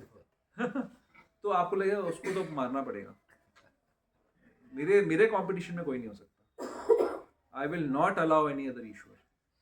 ये होता है, ये भाव आता है हमारे अंदर। मेरे रहते कोई दूसरा ईश्वर कैसे हो सकता है? अभी तो मुझे बताया था इन्होंने, ओजस्वी प्रभु ने, कि मेरे अंदर भगवान के तत्व हैं। ऐसे उसको दिखता है अलग अलग, कि इसने प्रमाण दिया, उसने प्रमाण दिया। फिर ये कुछ लोग मेरे से ईर्ष्या करते हैं, इसलिए मुझे गिराने की कोशिश कर रहे हैं, मुझे गलत समझा रहे हैं कि मैं भगवान नहीं हूँ, मैं एक्चुअली भगवान हूँ। ऐसा हो जाता है। तो क्या होगा कि ये जो 84 लाख का चक्कर है, फिर पता लगा कि कहाँ गए, सीधा मल में पड़े हुए कीड़े बन गए अगले जीवन में, फिर मल खाने में ही आनंद आ रहा है। ये हो सकता है। इसी प्रकार सांख्य योगी के साथ भी हो सकता है। तो ये जो योगी हैं अलग अलग, अगर इनके अंदर कोई एनवियसनेस का भाव नहीं होगा, भगवान के प्रति ईर्ष्या का भाव नहीं होगा, तो इन मार्गों से भी आपको भगवत प्राप्ति हो सकती है। मुश्किल है, लेकिन फिर भी अगर कोई अड़ा हुआ है कि नहीं मुझे मेडिटेशन ही करना है, मुझे सांख्य योग के थ्रू ही करना है, तो पहुंच जाएगा अगर एनवी नहीं करेगा भगवान से, तो उसको भी भगवान कृपा दे देंगे। तीसरा मार्ग क्या बता रहे हैं यहाँ पर, कर्म योगे न चापरे। ये सही अच्छा मार्ग है, जहां तक हम लोग कोशिश कर रहे हैं, हम सारे जो यहाँ पे बैठे हैं मोस्टली हम लोग कर्म योगी हैं, हम लोग कर्म योग करने की कोशिश कर रहे हैं। कर्म योगी का मतलब क्या होता है कि हम सुबह 9 से लेकर रात को 9 बजे तक काम करेंगे, फिर अच्छे से पैसा कमाएंगे और फिर बढ़िया सा घर बनाएंगे, फिर गाड़ी खरीदेंगे, फिर साल में कम से कम 4 बार फॉरेन ट्रिप करेंगे। किसी का बुरा नहीं करेंगे हम कभी, अच्छे से सबके लिए अच्छा अच्छा काम करते करते हम पैसा कमाएंगे और फिर एंजॉय करेंगे। अच्छा मार्ग है, कर्मयोग है ये, कर्मयोग नहीं है ये। ये क्या है? ये कर्म है, ये बंधन है। कर्म करने के लिए जैसे जो व्यापारी हैं, बिजनेसमैन हैं, वो कैपिटल इन्वेस्ट करते हैं अपनी, है ना, तो वो कैपिटल इन्वेस्ट करते हैं, वो रिसोर्सेज लाते हैं, वो लेबर लाते हैं, सब कुछ लाते हैं, तो जो प्रॉफिट होता है उसकी उसकी उसकी हकदारी किसकी होती है? जो कैपिटल लेके आ रहा है ना। आपने किसी कर्मचारी को रखा अपने यहाँ पर, कैपिटल आपने लगाई, पैसा आपने लगाया, और वो कर्मचारी उस प्रॉफिट को भोगने का प्रयास करे, क्या कहोगे आप उसको? चोरी। हम कर्म करते हैं तो कैसे करते हैं? क्या चीज़ों से कर्म करते हैं? हम अपना शरीर यूज़ करते हैं, अपनी इंद्रियां यूज़ करते हैं, अपनी इच्छा को यूज़ करते हैं। कहाँ से आती हैं ये चीज़ें? भगवान से आती हैं। सारे के सारे रिसोर्सेज, भले जॉब कर रहे हो, भले बिजनेस कर रहे हो, ये शरीर, ये आत्मा, हमने पढ़ा है 7.4 7.5 में हमने पढ़ा है कि पंच महाभूत और ये 3 सटल जो तत्व हैं और जो जीवात्मा है, ये सब भगवान से आ रही है। तो सारा का सारा काम भगवान की इच्छा से हो रहा है, भगवान की शक्ति से हो रहा है, तो इसका प्रॉफिट किसको मिलना है? भगवान को मिलना है, उनकी सेवा में ही लगना चाहिए। तो कर्म योग ये नहीं है कि मैं कर्मचारी बन के जाऊंगा, काम करूंगा और उसके रिजल्ट को खुद भोगने की कोशिश करूंगा, क्योंकि आपका इन्वेस्टमेंट था क्या? जो शक्ति यूज कर रहे हो वो भी तो भगवान की कर रहे हो। तो कर्म योग का मतलब है कि जो मेरी परिस्थिति है, जो भी मेरा काम है, भले मैं ब्राह्मण हूं, भले मैं वैश्य हूं, क्षत्रिय हूं, शूद्र हूं, कुछ भी हूं, किसी भी अवस्था में हूं, उस अवस्था में जो मुझे लिए करने के लिए जरूरी है, उस कार्य को करूं भगवान की शक्ति के द्वारा, और उस कार्य के रिजल्ट को भगवान की सेवा में लगा दूं, खुद उसको भोगने की इच्छा ना करूं। यह है कर्म योग। इसको यहाँ पर प्रभुपाद और आचार्य तात्पर्य में बता रहे हैं निष्काम कर्म योग। उसमें कुछ इच्छा नहीं होनी चाहिए हमारी कि मैं इसको भोगूंगा। जहां पर इच्छा आ गई वहां पर क्या हो जाएगा? सकाम कर्म योग, अगर उसका रिजल्ट भगवान की सेवा में भी लगा रहे हो तो। नहीं तो क्या हो जाएगा? कर्मी, कर्म जो हम बोलते हैं, जो कर्म बंधन हो जाएगा, योग नहीं होगा, फिर कर्म बंधन हो जाएगा। तो तीसरा प्रोसेस भगवान बता रहे हैं कि निष्काम कर्म योग भी अगर आप करोगे तो आप प्यूरिफाई हो जाओगे, और एक दिन आप पहले शुरुआत कैसे करोगे कि मैं 5% अपना जो मेरा रिसोर्सेज है उसको मैं भगवान की सेवा में लगाऊंगा, 10% लगाऊंगा। प्रभुपाद कहते हैं अगर कोई भक्त गृहस्थ 50% अपनी इनकम का भगवान की सेवा में लगाता है तो ही इज एज गुड एज सन्यासी। सन्यासी कितना लगाता है परसेंट अपना भगवान की सेवा में? 100% लगाता है, 100% लगाता है। पूरा जीवन, पूरा शरीर, सब कुछ अपना भगवान की सेवा में लगा देता है। गृहस्थ क्योंकि ग्रह में स्थित है, और ग्रह में स्थित होते हुए उसके पास और सारे जिम्मेदारियां हैं उसकी, तो उसके लिए क्या है? 50% एटलीस्ट अपना भगवान की सेवा में लगा दो। ऐसा करोगे तो फिर धीरे धीरे आसक्ति कम हो जाएगी। क्यों ऐसा? भगवान को चाहिए 50% का शेयर? भगवान को नहीं चाहिए। भगवान ये देख सकते हैं कि हम उस धन से, उस ऐश्वर्य से आसक्त हैं, और अगर हमने ऐसा करना शुरू किया, देना शुरू किया, तो हमारी आसक्ति कम हो जाएगी। धीरे धीरे आसक्ति कम होकर किन चीजों में कम हो जाएगी? भौतिक विषयों में कम हो जाएगी। किस चीज में बढ़ जाएगी? भगवान में बढ़ जाएगी। सन्यासी क्यों ऐसा कर पाता है? 100% क्यों भगवान को दे पाता है? क्योंकि भगवान में आसक्त है, उसको भगवान ही चाहिए, उसको कुछ और नहीं चाहिए, तो इसलिए वो भगवान में 100% अपने आप को लगा देता है। गृहस्थ अगर 50% अपना लगाएगा तो उसके पास फिर नॉनसेंस करने के लिए कुछ ज्यादा बचेगा नहीं। जितना जरूरी है उतना वो मेंटेन करेगा अपने आप को, बाकी सब भगवान की सेवा में। तो वो भी अनासक्त हो जाएगा। अब भगवान जान रहे हैं हमारी स्थिति, है ना। कुछ मूर्खों को छोड़ दो जो कि अपने आप सोचते हैं कि हम किताब पढ़ेंगे और हम हार्ट सर्जन बन जाएंगे, ब्रेन सर्जन बन जाएंगे। ऐसे मूर्खों को छोड़ दो। लेकिन भगवान जानते हैं जितने भी लोग समझदार लोग हैं, जब वो इस गीता को पढ़ेंगे तो पाएंगे कलयुग में पढ़ने वाले जीव कि कहाँ मैं ध्यान कर पाऊंगा, कहाँ मेरे पास इतनी इंटेलिजेंस है कि मैं सांख्य योग कर पाऊंगा। तो मुझे क्या करना है, हमें क्या करना है। तो हमारे जैसे लोगों के लिए भगवान क्या बता रहे हैं, अन्य, हाँ, अन्य तू मतलब लेकिन यानी पिछले वर्ष को रिफर कर रहे हैं।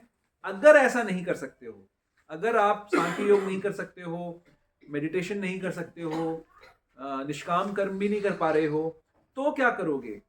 अन्य ऐसे भी लोग हैं जो यद्यपि आध्यात्मिक ज्ञान से अवगत नहीं होते, पर अन्यों से परम पुरुष के विषय में सुनकर उनकी पूजा करने लगते हैं। ये लोग भी प्रामाणिक पुरुषों से श्रवण करने की मनोवृत्ति होने के कारण जन्म तथा मृत्यु के पथ को पार कर लेते हैं। तो ये किसकी बात हो रही है, ये हमारे लोगों की बात हो रही है। अन्य हम लोग हैं, ना तो हमारी कैपेसिटी है ध्यान कर पाने की ढंग से, ना हम सांख्य योग कर सकते हैं, लेकिन हम क्या कर सकते हैं। अब ये बड़ा इंटरेस्टिंग प्रभुपाद जी तात्पर्य बता रहे हैं। उसमें बोल रहे हैं, शुरुआत में ये बता रहे हैं जो मैं कह रहा था कि अज्ञानी है। क्या बोल रहे हैं, यह श्लोक आधुनिक समाज पर विशेष रूप से लागू होता है क्योंकि आधुनिक समाज में आध्यात्मिक विषयों की शिक्षा नहीं दी जाती। शिक्षा नहीं है आज के जगत में। कोई मानेगा इस बात को कि कोई शिक्षा नहीं है। जनरल अगर आप किसी आदमी से जाके पूछोगे कि भाई शिक्षा का स्तर आज से 50 साल पहले जो शिक्षा थी और अब जो शिक्षा है उसमें आपको क्या लगता है, बेटरमेंट हुआ है, खराब हुआ है। आपसे अगर मैं पूछूं तो आप क्या जवाब दोगे, शिक्षा बेटर हुई है, खराब हुई है। हाँ, बेटर हुई है ना, बेटर हुई है। आपको पता नहीं है जी, आप बस अपने भजन में लगे रहते हो। दुनिया कहीं की कहीं निकल गई है। एजुकेशन तो मिली ही नहीं लोग। हम सबकी ये धारणा है ज्यादातर कि बेटर हुई है एजुकेशन। बहुत गर्व के साथ साइंटिस्ट कहते हैं, अभी गुरुमाज का एक लेक्चर सुन रहा था, उसमें बता रहे थे कि अभी भी साइंटिस्ट ये क्लेम कर रहे हैं कि कुछ सालों की बात है हम मृत्यु पे विजय प्राप्त कर लेंगे। कुछ सालों की बात है, बुढ़ापा तो आएगा ही नहीं किसी को। और अभी वो एक बड़ा चल रहा है, एलन मस्क और एक और जन शायद कह रहा है कि कुछ सालों के बाद, कुछ सालों के अंदर ही गरीबी खत्म हो जाएगी दुनिया से, है ना। आपको कुछ काम करने की भी जरूरत नहीं पड़ेगी, आपका जीवन यापन ऐसे ही होता रहेगा। ऐसा कह रहे हैं, क्लेम कर रहे हैं वो लोग। और वो लोग सब आज संसार के सबसे प्रतिष्ठित लोग हैं। वो जो कह रहे हैं उनकी बात में वजन है, उसको लोग मान भी रहे हैं। हाँ, ऐसा हो सकता है शायद। तो मेडिकल साइंस, डॉक्टर साहब भी बैठे हुए हैं यहाँ पर, डॉक्टर लोग बैठे हुए हैं। मेडिकल साइंस बोलती है कि हम बड़ी तरक्की कर चुके हैं, हम कई सारे बीमारियों को दूर भी कर चुके हैं, ख़त्म कर चुके हैं। तो प्रभुपाद अपने वाक्य में एक बड़ी इंटरेस्टिंग एनालॉजी पेश करते हैं। बोलते हैं कि जब कोई पेशेंट बीमार होता है तो डॉक्टर प्रयास करता है हर तरीके से उसको बचाने का, है ना। दवाइयाँ देता है, अलग अलग तरीके के इलाज करता है, बट अनफॉर्चुनेटली कभी कभी पेशेंट नहीं बच पाता, मरणासन्न है, मर गया। तो डॉक्टर क्या कहता है उस टाइम पे कि हमने तो अपना 100% ट्राई कर लिया, लेकिन ये क्यों मर गया फिर भी हमें नहीं पता। यही कहता है ना, वो ये कहता है कि हमें नहीं पता। स्टार्टिंग में अर्जुन के जो क्वेश्चंस थे, 6 क्वेश्चन थे ना, क्षेत्र क्या है, क्षेत्रज्ञ क्या है। जो मेडिकल साइंस का ज्ञान है वो क्या ज्ञान है, किस चीज का ज्ञान है, क्षेत्र का ज्ञान है। ये कितना सुंदर प्रभुपाद बता रहे हैं कि क्षेत्र का ज्ञान है। मेडिकल साइंस का ज्ञान सिर्फ क्षेत्र का ज्ञान है। डॉक्टर को क्या नहीं पता है, कौन चला गया शरीर में से, क्यों मर गया कोई जीव, क्षेत्रज्ञ चला गया। ये मेडिकल साइंस को नहीं पता, वो आज भी नहीं मानेंगे इस चीज को कि जो व्यक्ति मर गया उस सारा का सारा एपरेटस वहां पर है। वो जो 24 तत्वों का एनालिसिस हमने किया था, वो 24 तत्व हैं वहां पर, सारी इंद्रियां भी हैं, इंद्रियों के विषय भी हैं, सब कुछ है। वो मृत व्यक्ति के सामने आप सुंदर से सुंदर स्त्री को खड़ा कर दो, पुरुष है तो, और स्त्री है तो पुरुष को खड़ा कर दो। उसके सामने आप अच्छे अच्छे पकवान बनाओ जिसकी अच्छी अच्छी स्मेल हो, किसी भी तरीके से आप उसको उठाने की कोशिश करो, वो नहीं उठेगा।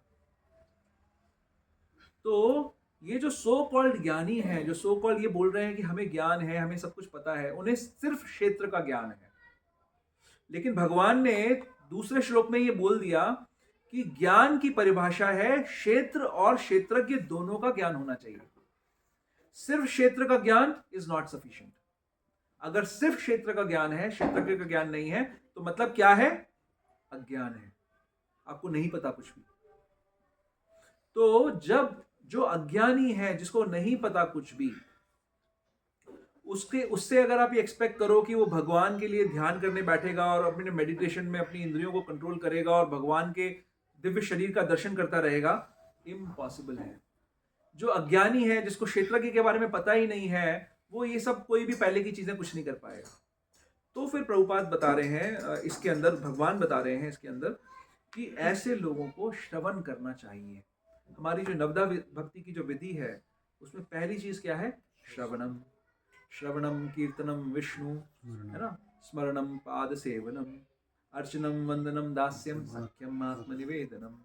तो पहली चीज है श्रवण। श्रवण इंद्रिय ही ऐसी इंद्रिय है जो सुप्त अवस्था में भी कार्यरत रहती है। सोते हुए व्यक्ति के आप अगर आवाज करोगे, उसको पुकारोगे, तो वो उठ सकता है, जाग जाएगा। अदरवाइज कोई और दूसरी इंद्रिया उस समय सक्रिय नहीं है हमारी। तो क्या करना होगा? प्रोसेस क्या है? क्या बता रहे हैं? अगर हम आध्यात्मिक ज्ञान से अवगत नहीं है, तो जब हम सुनेंगे तो किससे सुनना है, ये भी इंपॉर्टेंट है। जो जैसे हम सभी लोग प्रभुपाद अनुगा हैं, हम प्रभुपाद जी के फॉलोअर्स हैं सारे के सारे यहाँ पर, तो हम प्रभुपाद जी के माध्यम से सुन रहे हैं। अब आप प्रभुपाद से ही क्यों सुन रहे हैं? कल की बात है, परसों की बात है, मैं मेट्रो में बुक डिस्ट्रीब्यूशन कर रहा था, तो एक लेडी ने बोला कि मैं बुक, मतलब उसको इंटरेस्ट दिखाया उसने बुक लेने में, उसको उतरना था। मैंने बोला मैं आपके साथ उतर सकता हूँ, आप ले लीजिए बुक। टाइम नहीं था तो मैंने कहा मैं आपके साथ उतर जाऊंगा, आप ले लीजिए। उतर गए हम दोनों, पहले स्टॉप पे उतर गए, फिर उसको बुक दिखाई। तो बुक देखने के बाद बोली कि मैं पहले तो आप इसको नेगोशिएट करना कोशिश करा उसने कि इसके मैं 250 रुपये नहीं दूंगी, छोटी गीता के कुछ कम दूंगी, कम दे सकती हूँ। मैं कहा नहीं, ये तो मंदिर का दान है, ये तो आप तो सक्षम हैं, आप तो बड़ी मतलब अच्छी खासी लग रही हैं, फली फूली लग रही हैं, तो आपको तो पूरे देना पड़ेंगे पैसे। तो उसने तो इस बात पे ही थोड़ा सा हो गया। उसके बाद उसने क्वेश्चन उठाया कि ये गीता प्रमाणिक नहीं लग रही मुझे। मैंने उसको हर तरीके का प्रमाण दिया।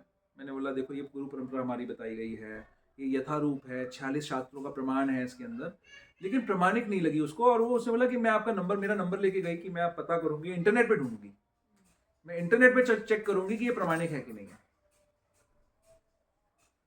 तो प्रामाणिकता चेक करने का तरीका क्या है? गूगल सरकार, श्री श्री गुरु 108 गूगल देव, शब्द प्रमाण। तो हमारे शास्त्र बोलते हैं कि प्रोसेस है गुरु साधु शास्त्र। जो गुरु साधु शास्त्र जिस चीज को प्रमाणित कर दें वो प्रमाण है। और इसी बात का प्रमाण भगवान स्वयं दे रहे हैं 13वें अध्याय के 5वें श्लोक में। अगर आप 5वां श्लोक पढ़ोगे तो उसमें भगवान कह रहे हैं, भगवान गुरु की भूमिका में है ना, तो वो शास्त्र का प्रमाण दे रहे हैं और साधुओं का प्रमाण दे रहे हैं। 13.5 के अंदर श्रुति प्रमाण दे रहे हैं ना, क्या बोल रहे हैं?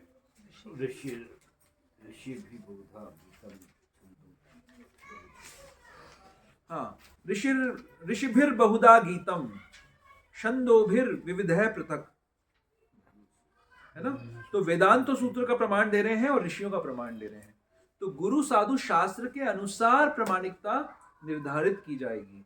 तो जो हम लोग प्रभुपाद अनुगा हैं, प्रभुपाद ब्रह्म गौड़ीय संप्रदाय से हैं, ब्रह्म मध्व गौड़ीय संप्रदाय के अंदर आते हैं और इसीलिए वो प्रामाणिक हैं और वो एज इट इज रिपीट कर रहे हैं। तो क्या करना होगा कि पहले तो अब प्रामाणिकता होनी चाहिए, हम सही जगह आने चाहिए, उसके बाद हमें फॉलो भी करना है। अगर हम फॉलो कर रहे हैं जो बातें बताई गई हैं तो हम प्रामाणिक हैं। अगर हम फॉलो कर रहे हैं तो हम प्रामाणिक हैं। तो प्रभुपाद जी जैसे या उनके अनुगत्य में जो लोग हैं उनसे अगर हम श्रवण करेंगे तो हम सही रास्ते पे चल रहे हैं। तो वो श्रवण में क्या सुनने को मिलेगा आपको यही तत्व बताए जाएंगे। इसमें क्या बताया जा रहा है?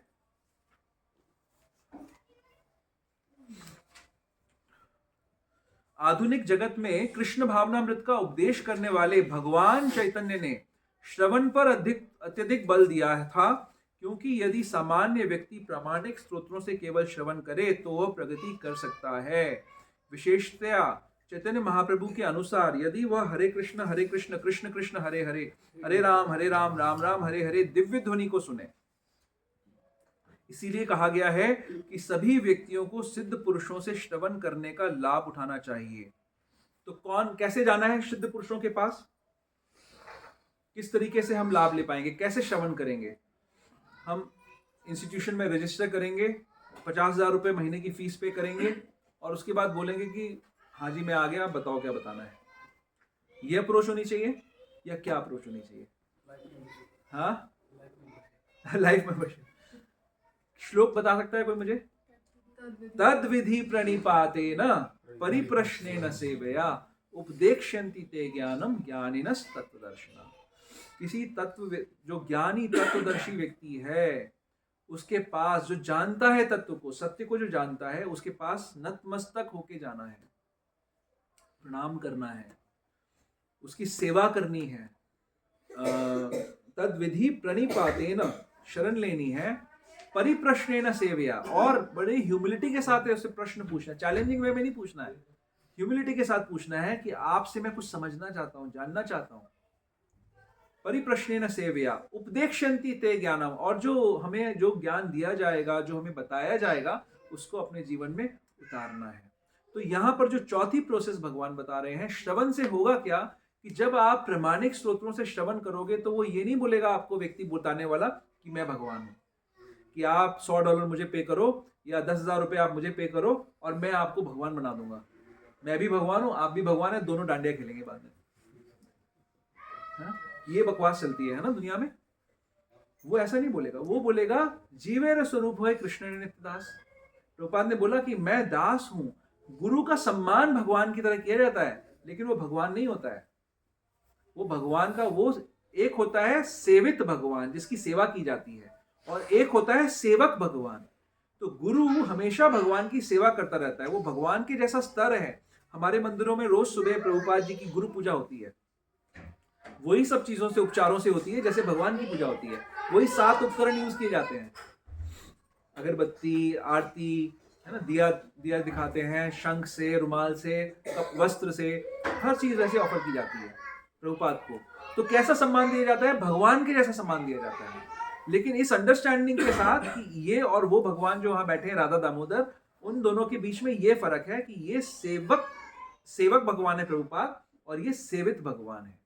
इस भगवान को सर्व करने से हम सेवित भगवान तक पहुंच पाएंगे, उसकी कृपा मिलेगी तो हम पहुंच पाएंगे। ये फर्क प्रामाणिक व्यक्ति बताएगा। अप्रामाणिक व्यक्ति क्या बताएगा? वो आपको देख के जज कर लेगा कि आप क्या चाहते हो मुझसे और कैसे आपको मैं खुश करूं ताकि आप फिर मुझे खुश कर पाओ। वो ये चाहेगा आपसे। ये अप्रामाणिक और प्रामाणिक तत्वों के बीच में, लोगों के बीच में फर्क मिल जाएगा। तो अगर आप प्रामाणिक व्यक्ति से श्रवण करोगे तो उसका नेचुरल रिजल्ट ये होगा। अगर आपको ये पता लग जाए कि भाई ये भगवान है, अगर आपको यहाँ पर कोई आके बोले जी अगर अभी अभी आप वहाँ इस्कॉन मंदिर के पास जाओगे, वहाँ पर एक मिस्टर बिल गेट्स आए हुए हैं और आज उनको कुछ ऐसा मन में आया है कि जो उनको मिल जाएगा उसको वो 1 करोड़ रुपया देंगे, और मैं अभी भी लेके आ रहा हूँ वहाँ से, आप जाओगे कि नहीं जाओगे? कितने लोग जाएंगे इसमें से? आप नहीं जाओगे? मैं तो चला जाऊंगा। भाग के जाएंगे। क्लास छोड़ के। हाँ प्रभु पहले बताओ आया है कि नहीं, फिर बताऊंगा। फिर मैं निर्णय लूंगा कि जा सकते हैं कि नहीं जा सकते हैं। तो पॉइंट ये है कि जो व्यक्ति, हम करोड़ रुपए की बात कर रहे हैं और उसमें भी काफी प्रलोभन है, लेकिन जो ज्ञान हमें जन्म मृत्यु जरा व्याधि के चक्कर से छुड़ा सकता है, क्योंकि जन्म लिया संसार में तो इतने करोड़ कमाने पड़ रहे हैं ना, कोई लाख कमा रहा है, कोई करोड़ कमा रहा है, कोई अरब कमा रहा है। ये संसार के चक्कर के कारण इतना सब कुछ करना पड़ रहा है ना, नाटक। जो भगवान का धाम है वहां पर तो ना सूर्य की जरूरत है, ना शशांक की, ना चंद्रमा की जरूरत है, ना वहां जहाँ चलना नाचने के समान है, जहाँ बोलना गाने के समान है, वहां पर भूख नहीं लगती। जब चाहते हैं तो लगती है, तो उस समय व्यंजन पहले सामने आ जाता है। तो वहां पर ये सब नहीं करना पड़ता, ये स्ट्रगल नहीं करना पड़ता। वहां पे भगवान की सेवा के लिए भक्त स्ट्रगल करता है प्रेम के कारण। बर्डन ऑफ लव, हम बोलते हैं ना, बर्डन ऑफ लव, प्रेम का जो वजन है उसके कारण सेवा होती है। तो वैसे धाम पे ले जाने वाला टिकट, लोग तो अमेरिका जाने के लिए पता नहीं क्या क्या कर देते हैं। आजकल तो और ज्यादा डिफिकल्ट हो गया है ना वीजा लेना, तो अब फिर से शुरू हो जाएगा। अमेरिका जाने के लिए कुछ भी चलेगा। किसी गधे के लिए बोल दिया जाएगा इस गधे को पूजा करोगे तो वीजा मिल जाएगा, तो लोग पूजा करना शुरू कर देंगे। ऐसा होता है। हवन होते हैं हाँ, गधे के। यूएस जाने। अरे मुझे लगा किसी ने शुरू कर दिया हो, क्या पता। यूएस वीजा के लिए हवन होते हैं। गुरु महाराज बताते हैं कि प्रभु जी को अपॉर्चुनिटी दिख रही है इसमें कि हवन करना तो मुझे भी आता है। मुझे हवन करना है, मेरे को तो कुछ भी देश स्वर्ग का राजमान नहीं, बाहर इंडिया से बाहर नहीं जाऊंगा। एक गुरु महाराज एक बार लेक्चर में बता रहे थे कि एक डीटी है वीजा गणेश के नाम से फेमस है। आप लोग किसने सुना है लेक्चर ये वाला? तो लोग कहाँ पर है? मुझे पता नहीं लेकिन है। हाँ, बॉम्बे वाले हैं ना शायद। क्या है? वीजा गणेश, वो वीजा गणेश के नाम से फेमस है। वीजा गणेश। वीजा गणेश। अच्छा, वहाँ तो किसी का वीजा ना लग रहा हो अर्जी लगाने के लिए तो वीजा जाते लगा हैं। तो वीजा मिल जाएगा। और एक और आपको बताता हूँ कि साउथ इंडिया में एक जगह है मंत्रालयम। तो गुरु महाराज एक बार ट्रेन से जा रहे थे कहीं पे, तो उन्होंने देखा कि मंत्रालयम छोटी सी जगह है, तो मंत्रालयम के लिए स्पेशल ट्रेन चल रही थी। तो गुरु महाराज, इतने छोटे स्टेशन के लिए स्पेशल ट्रेन क्यों चल रही है? तो लोगों ने बताया कि मंत्रालयम में एक रामानुजाचार्य जी के संप्रदाय के एक महान आचार्य हुए हैं, उनका राघवेंद्र स्वामी, शायद राघवेंद्र स्वामी का एक वो है, स्थान है, और वो सिद्ध स्थान है। तो वहां पर जब लोग जाते हैं तो उसकी पूजा करने से उनकी मनोकामनाएं पूरी होती हैं। तो इस चक्कर में वहां के लिए स्पेशल ट्रेन चल रही हैं, लोग जाते हैं, और ये वीजा वाला काम भी हो जाता है वहां पर जाने से। तो क्या टॉपिक था, मैंने क्यों शुरू किया ये डिस्कशन? मैं भूल ही गया कहानी। 1 करोड़। उस वो क्यों था? 1 करोड़ क्यों बोल रहे हैं? 1 करोड़ तो चला गया। बिल गेट्स देखो इतना डिस्ट्रैक्शन हो जाता है, नाम सुनने से 1 करोड़ सुनने से मैं भूल गया कि लेक्चर क्या चल रहा था। और लोग बोल रहे हैं कि हम ध्यान करके सिद्धियां पाके भी हम भजन कर लेंगे। सोचो कितना डिस्ट्रैक्शन है। तो हमें प्रामाणिक स्रोतों से, हम बात कर रहे थे, प्रामाणिक स्रोत से सुनने की बात कर रहे थे। वो मंत्रालय चला गया। वो चाहिए था। तो प्रामाणिक स्रोतों से अगर हम सुनेंगे तो हम सही जगह पे हमारा मन लगेगा, वो हमें सही शिक्षा मिलेगी। नेचुरल ये होगा। मैं ये बता रहा था कि श्रवण का रिजल्ट क्या होगा। श्रवण का रिजल्ट ये होगा कि आप वर्शिप करने लग जाओगे, भगवान का भजन करने लग जाओगे। इसमें यही बात बता रहे हैं भगवान कि अन्यों से परम पुरुष के विषय में सुनकर उनकी पूजा करने लगते हैं। तो जब कोई व्यक्ति, प्रामाणिक व्यक्ति, भगवान का गुणगान करेगा और बताएगा कि भगवान की पूजा करने से हमें लाभ क्या होता है, हमें क्या मिल सकता है, हम पूजा करने लग जाएंगे। अभी कोई हमें भौतिक लाभ, जैसे मैंने आपको बताया, अब उनमें से कोई ट्राई कर सकता है कि मंत्रालय में सर्टिफिकेट कब मिलेगा, कहाँ का मिलेगा, या वीज़ा गणेश पे चले जाएं, चलो ऐसा भी हो सकता है। लेकिन असली चीज़ जो हमें चाहिए वो हमें प्रामाणिक स्रोत से रेगुलर श्रवण करने पे मिलेगी। तो इसीलिए श्रवण की बहुत महिमा है। अगर हम श्रवण नहीं करते हैं, अगर हम वैष्णव एसोसिएशन में नहीं जाते हैं, तो हमारी कॉन्शियसनेस धीरे धीरे नीचे चली जाती है। मेरा कितनी बार ऐसा एक पर्सनल एक्सपीरियंस हुआ है कि जैसे मैं मान लीजिए मंदिर गया, सुबह भागवतम क्लास अटेंड करी मैंने, अपने आप चेतना इतनी लिफ्ट हो जाती है, भले बहुत साधारण सा भक्त लेक्चर दे रहा हो, क्योंकि वो भगवान की बात कर रहा है, प्रभुपाद की वाणी को रिपीट कर रहा है, भागवतम बोल रहा है। किसी को भी सुनने से जो प्रामाणिक बात कर रहा है, आपकी चेतना लिफ्ट हो जाएगी। तो आपके मन में जो विचार आते हैं ना भौतिक भोगों के, वो कम हो जाएंगे अपने आप। इतनी महिमा है श्रवण की। इसीलिए इस वैष्णव संघ में आना बहुत इंपॉर्टेंट है। इसीलिए हम कोशिश करते हैं कि हमारा एटलीस्ट हफ्ते में एक बार ये संघ हो। वैसे बुक डिस्ट्रीब्यूशन के अंदर मेरा बहुत बार मन करता है कि मैं इसको बंद कर दूं एक बार के लिए, ताकि लोग बुक डिस्ट्रीब्यूशन करें। लेकिन एक बार हमने ऐसा किया था तो उसका बहुत बुरे परिणाम मिले मेरे को। बहुत सारे भक्त लोग के बुरे परिणाम मिले, इसलिए मुझे फिर वापस से अब कंटिन्यूअस शुरू करना पड़ रहा है। लेकिन हाँ, इसका फ़ायदा है, श्रवण करने का फ़ायदा है। हम अगर जब मिलते हैं एक साथ में, भक्तों के बीच में मिलते हैं, सुनते हैं, प्रसाद पाते हैं, इससे हमारी चेतना लिफ्ट होती है। एक हफ्ते कम से कम हम सस्टेन कर लेते हैं, है ना। तो ये बहुत सुंदर श्लोक भगवान बता रहे हैं, और मेरे ख्याल से मैंने अपना सब चीज़ें कवर कर ली। भागवतम कहती है कि जो जो कर्ण श्रवण नहीं कर रहे हैं वो किसके समान है? सुना है? सांप के बिल। सांप के बिल के समान है। जो भगवान की वाणी का श्रवण जहाँ पे नहीं हो रहा है वो कान सांप के बिल के समान है। तो इसलिए हमें अपने कानों को सांप के बिल नहीं बनाने हैं। ये श्रवण के माध्यम से भगवान अनंत है और भगवान एब्सोल्यूट हैं, तो उनकी चर्चा में भी वो स्वयं प्रेजेंट हैं। तो कानों के माध्यम से भगवान का प्रवेश अपने हृदय में हम करा सकते हैं। और अगर हृदय में हम भगवान का प्रवेश कराना चाहते हैं, करा लेते हैं, तो भी संसार में रहते हुए भी हम मुक्त पुरुष हो सकते हैं, मुक्त हो जाएंगे। इस संसार के जो दोष हैं वो हमें इफेक्ट नहीं करेंगे। तो इसलिए हमें अपने दोनों कानों से बड़ा ध्यानपूर्वक भगवत चर्चा को, भगवत कथा को सुनना चाहिए, अपने हृदय में उतारना चाहिए, इस हृदय को निर्मल करना चाहिए और भगवान के पास तक पहुंच जाना चाहिए। तो ठीक है, मैं इसी के साथ वाणी को विराम देता हूँ। कुछ अगर प्रश्न है तो हम ले सकते हैं।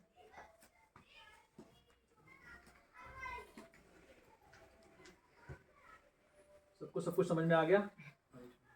यस प्रभु, हरे कृष्णा। महापुरुष प्रभु होते हैं तो लेक्चर में प्रश्न आ ही जाता है, तो वक्ता को भी मोटिवेशन मिलता है थोड़ा सा। मेडिटेशन के बारे में बता रहे थे। हाँ, तो मेडिटेशन ये बोला कि जब तक भगवान पे हम स्थिर नहीं करते वो मेडिटेशन निरी मनोधर्म टाइप। हाँ, हाँ। तो जैसे कई लोगों से हमें सुनने को मिलता है कि मेडिटेशन से उनको फायदा होता है। जैसे मेरा एक फ्रेंड है, वो बताता है कि मैंने सुना है प्याज लहसुन खाने से भी फायदा होता है। हाँ, होता है ना। वो कोई बोलता है हृदय में, तो शुरू कर दे प्याज लहसुन। नॉनवेज से भी होता है। नॉनवेज से भी होता है, लोग कह रहे हैं। और अभी मुझे मिला, मेरा एक कलीग मिला, वो मुझे बोला कि रोज अगर आप 2 चम्मच ब्रांडी पियेंगे। मैं थोड़ा खांस रहा था उसके सामने, मेरे पास ऐसा इलाज है। मेरा क्या इलाज है भाई? मैं तेरे को एक बोतल ला के दूंगा, 2 चम्मच रोज। छोटे बच्चों को पिलाते हैं। हाँ, तो मैंने उसको दंडवत प्रणाम किया। फायदा तो बहुत चीज़ों का होता है प्रभु। उसका हेडेक दूर हो गया। वो ऐसा बोलता है, वो मेरा हेडेक दूर हो गया। हाँ हाँ, एक दिन शरीर भी दूर हो जाएगा, फिर ऐसे शरीर में जाएगा जहाँ हेडेक होगा ही नहीं। ये है प्रॉब्लम ये है प्रभु कि हेडेक सिर्फ मनुष्यों को हो रहा है। कभी मल में पड़े हुए कीड़े को हेडेक होता है? कभी नहीं होता है। बट उसकी प्रॉब्लम और विकट है। हमारे पास ये अपॉर्चुनिटी है कि हम इस जीवन में, इस संसार से निकलकर भगवत धाम जा सकते हैं 100%। कोई संशय नहीं है। अगर हम थोड़ा अलर्ट हो जाएं और इतना सरल तरीका हरि नाम लेकर अगर हम भगवत धाम चले जा सकते हैं, तो हम क्यों ना समझें इस चीज को। हर चीज के बहुत सारे फायदे हैं। कपड़े पहनने के फायदे हैं, कपड़े ना पहनने के भी फायदे हैं। क्या करें? अनुकूलस्य संकल्पः प्रतिकूलस्य वर्जनम। हमेशा हर चीज को एनालाइज करना है शरणागति के प्रिंसिपल्स के आधार पर। जो भक्ति के लिए अनुकूल है, दुनिया भले उसको कहे कि बेकार है, हम फिर भी करेंगे उसको। जो भक्ति के लिए प्रतिकूल है, दुनिया बोले अच्छी है, हमारे लिए कोई काम की नहीं है वो चीज। और पूर्ण विश्वास होना चाहिए कि इस प्रिंसिपल को फॉलो करने में हमारी पूरी रक्षा होगी, हमारा नुकसान कभी नहीं हो सकता। ऊपरी तौर पे हमें लगता है कई बार कि मैं भक्ति में आया, मेरा ये हो गया, वो हो गया। एक्चुअली जितना होना था उससे कम हुआ आपका। आप हमेशा फायदे में ही हो। रक्षित इति विश्वासो गुप्तत्वेन वर्णम तथा। हर समय आपका मेंटेनेंस होगा, इसमें कोई दो राय नहीं है। भगवान जो राक्षसों को मेंटेन कर रहे हैं, अपने भक्तों को मेंटेन नहीं करेंगे? भक्ति मार्ग में कोई नुकसान नहीं, कोई नुकसान नहीं, फायदा ही फायदा है। और भगवान कभी भी, भगवान तो किसी का भी एहसान नहीं रखना चाहते हैं।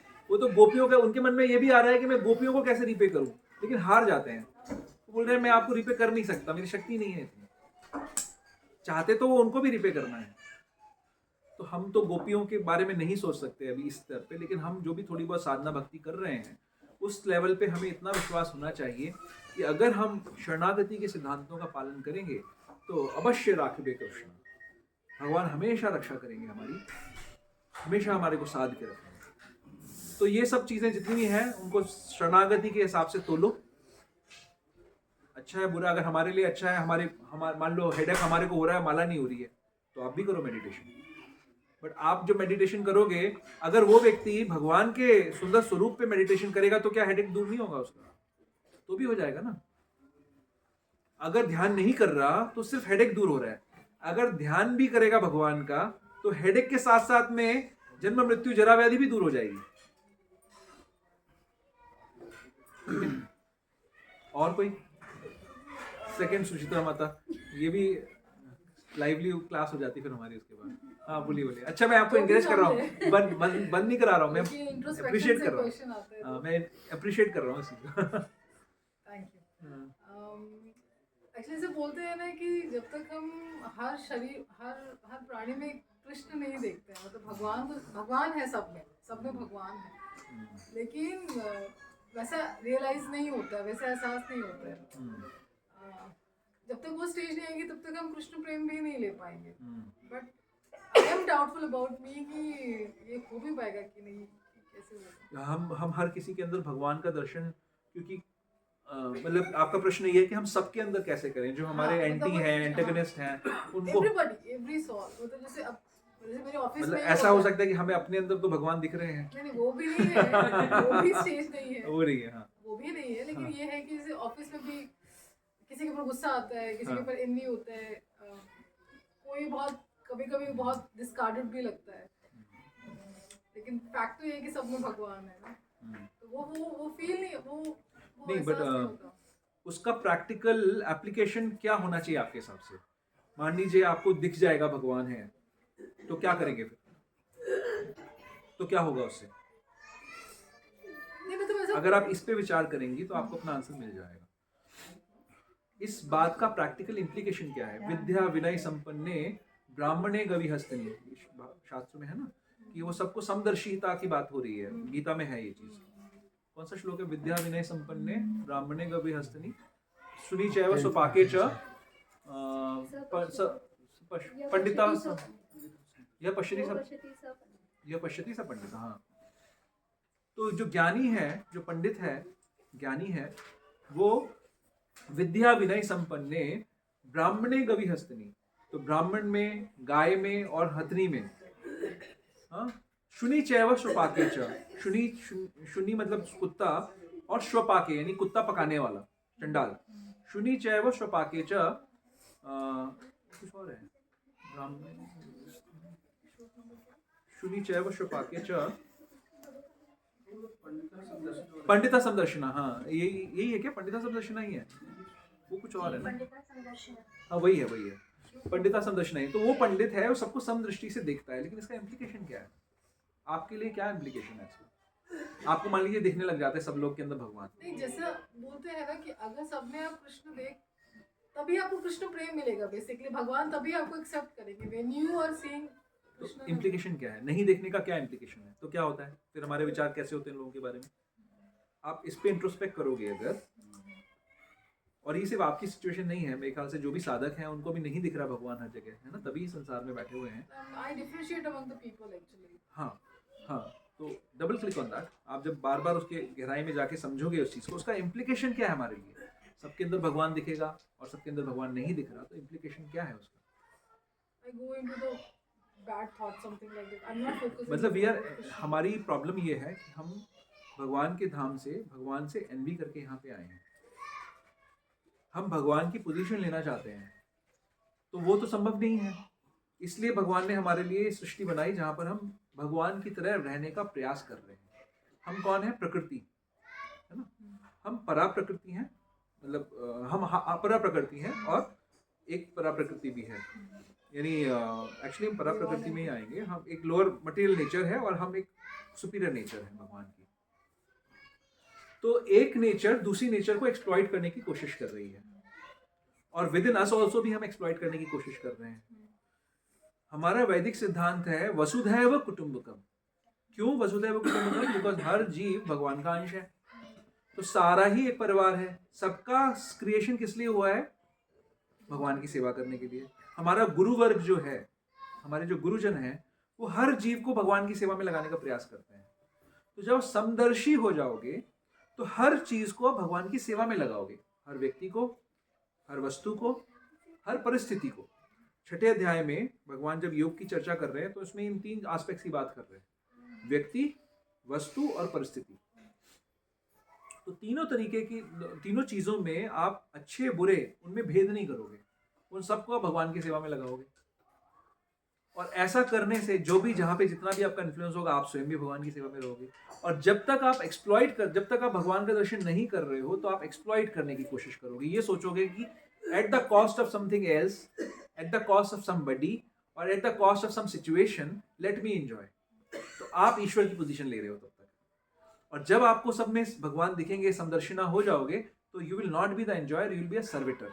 तब वसुधैव कुटुंबकम, अगर मेरा परिवार है, मेरे बच्चे हैं, तो उनको, आपके बच्चों को आप ही सर्व करते हो ना, आप सर्व कर रहे हो ना, बट दूसरे के बच्चे को आप नहीं करोगे शायद।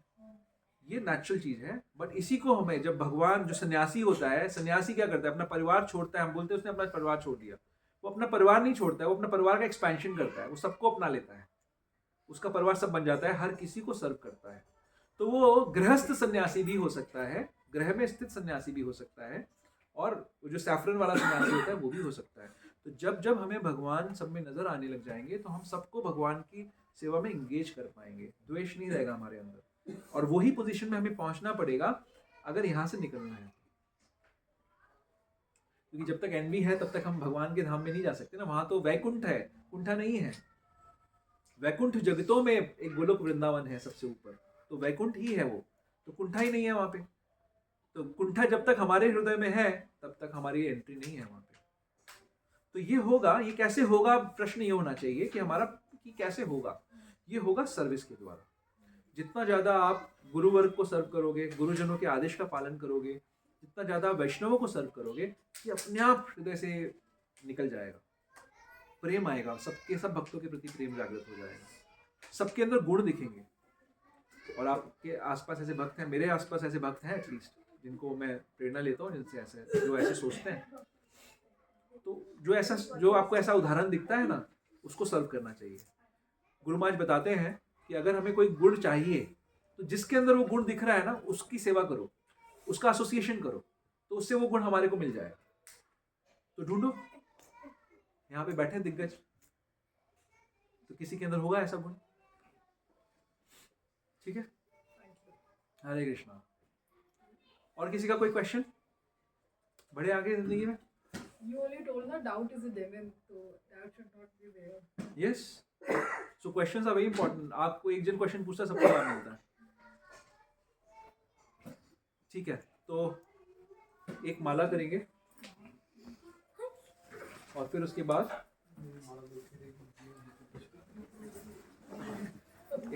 माला है। गाड़ी में रहेगी।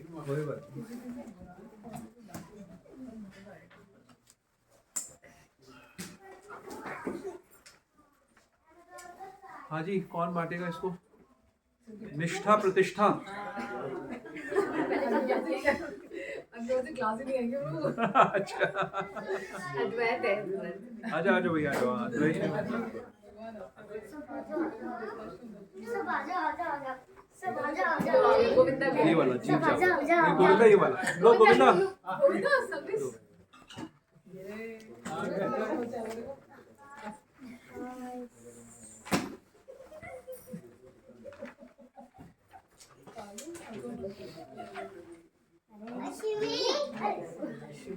सबको मिलके नहीं देना है,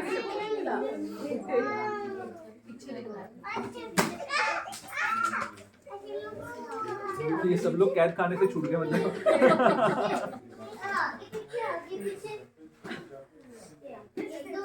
राम के ऊपर होते सबसे ज्यादा अच्छा।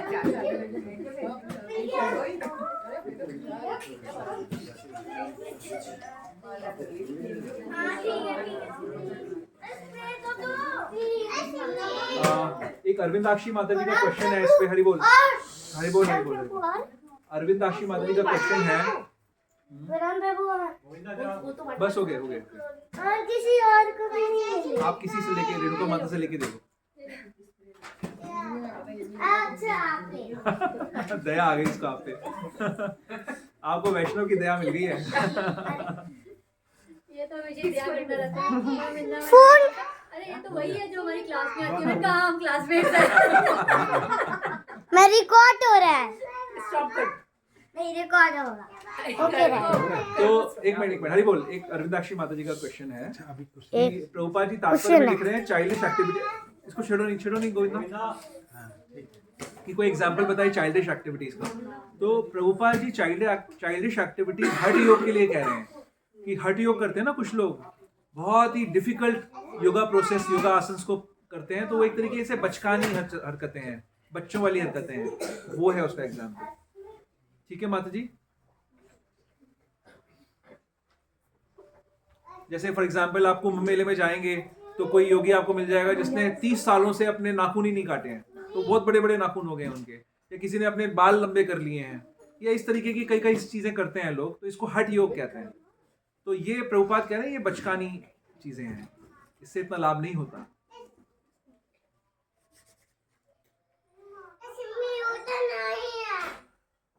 मैं अपनी स्क्रीन शेयर कर रहा हूँ।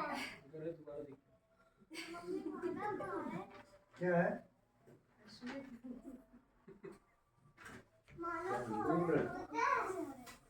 ओके, भगवान नाम के प्रति होने वाले 10 नाम अपराध पद्म पुराण के ब्रह्म खंड से।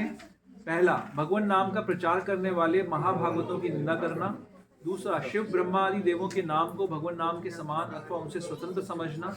तीसरा, श्री गुरु की अवज्ञा करना अथवा उन्हें साधारण मनुष्य समझना। चौथा, वैदिक शास्त्रों अथवा प्रमाणों का खंडन करना। पांचवा, हरे कृष्ण महामंत्र के जप की महिमा को काल्पनिक समझना। छठा, पवित्र भगवान नाम में अर्थवाद का आरोप करना। सातवां, नाम के बल पर पाप करना। आठवां, हरे कृष्ण महामंत्र के जप को वेदों में वर्णित एक शुभ सकाम कर्मकांड के समान समझना। नवा, अश्रद्धालु व्यक्ति को हरिनाम की महिमा का उपदेश करना।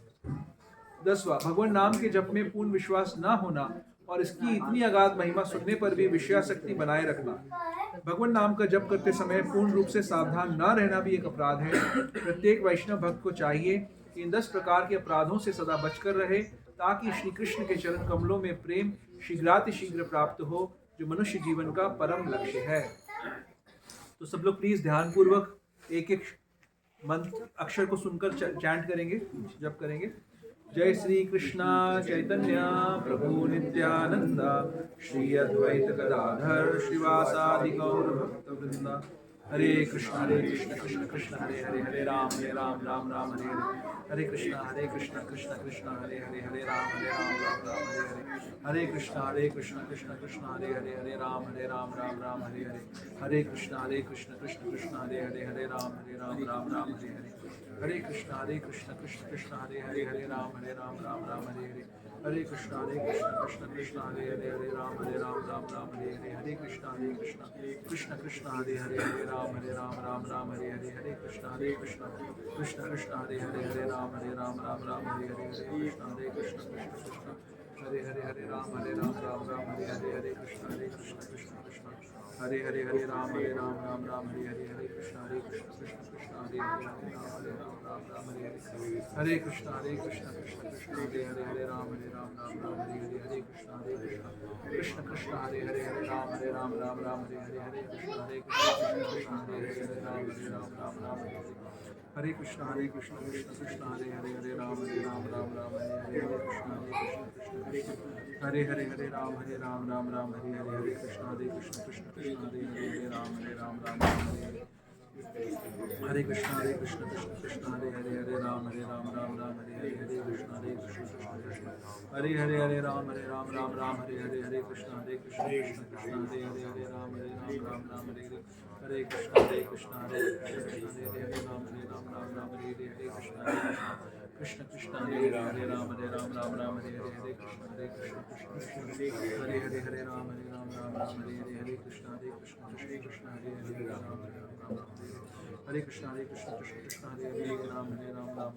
कृष्ण कृष्ण कृष्ण हरे हरे, हरे राम राम हरे हरे, हरे कृष्ण कृष्ण कृष्ण हरे हरे, हरे राम राम हरे हरे, हरे कृष्ण कृष्ण कृष्ण हरे हरे, हरे राम राम हरे हरे, हरे कृष्ण कृष्ण कृष्ण हरे हरे, हरे राम राम हरे हरे, हरे कृष्ण कृष्ण कृष्ण हरे हरे, हरे राम राम हरे हरे, हरे कृष्ण हरे हरे, हरे राम राम हरे हरे, हरे कृष्ण कृष्ण कृष्ण हरे हरे, हरे राम राम हरे हरे, हरे कृष्ण कृष्ण कृष्ण हरे हरे, हरे राम राम हरे हरे, हरे कृष्ण हरे हरे, हरे राम हरे हरे, हरे कृष्ण कृष्ण कृष्ण हरे हरे, हरे राम राम हरे हरे, हरे कृष्णा कृष्ण कृष्ण हरे हरे राम राम राम हरे हरे कृष्ण कृष्ण हरे राम राम राम हरे हरे कृष्ण हरे हरे राम राम राम हरे हरे कृष्ण कृष्ण हरे राम राम राम हरे हरे कृष्ण कृष्ण हरे राम राम राम हरे हरे कृष्ण कृष्ण हरे राम राम राम हरे हरे कृष्ण कृष्ण कृष्ण हरे राम राम राम हरे हरे कृष्ण कृष्ण कृष्ण हरे राम हरे कृष्ण कृष्ण कृष्ण हरे राम राम राम हरे हरे कृष्ण कृष्ण कृष्ण हरे राम राम राम हरे हरे कृष्ण कृष्ण कृष्ण हरे राम राम राम हरे हरे कृष्ण कृष्ण हरे राम राम राम हरे हरे कृष्ण कृष्ण कृष्ण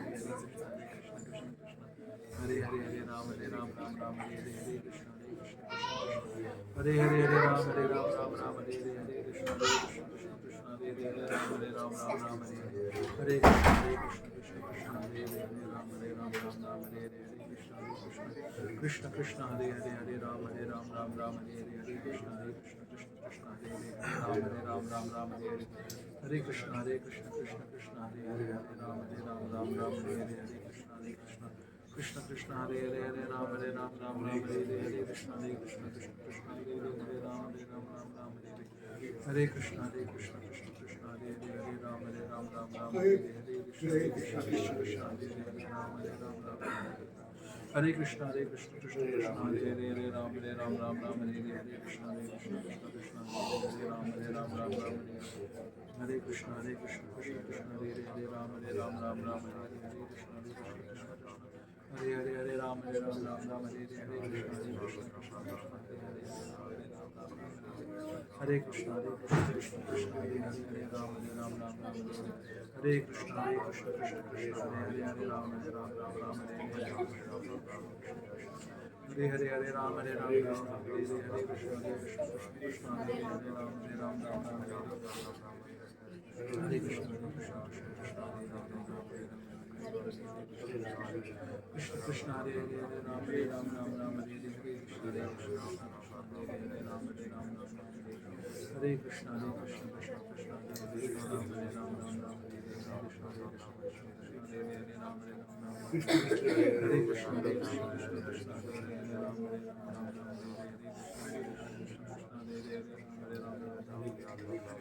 हरे हरे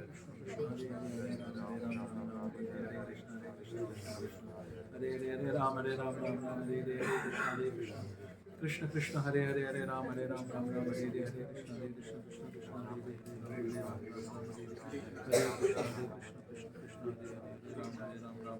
कृष्ण कृष्ण हरे राम राम राम हरे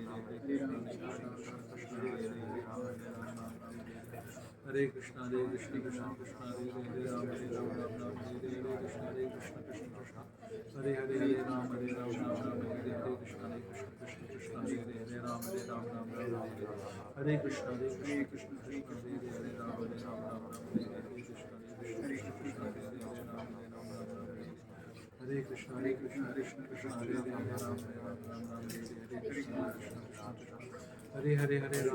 राम राम हरे हरे कृष्ण कृष्ण कृष्ण हरे राम राम राम हरे हरे कृष्ण कृष्ण कृष्ण हरे राम राम राम हरे हरे कृष्ण कृष्ण कृष्ण हरे राम राम राम हरे हरे कृष्ण कृष्ण कृष्ण हरे राम राम राम हरे कृष्ण कृष्ण हरे राम हरे कृष्ण हरे कृष्ण हरे कृष्ण हरे कृष्ण कृष्ण कृष्ण हरे राम हरे कृष्ण हरे राम राम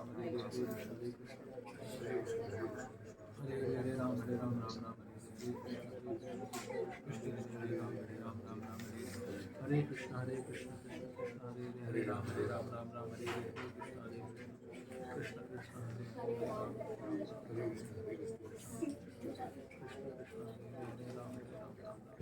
कृष्ण हरे राम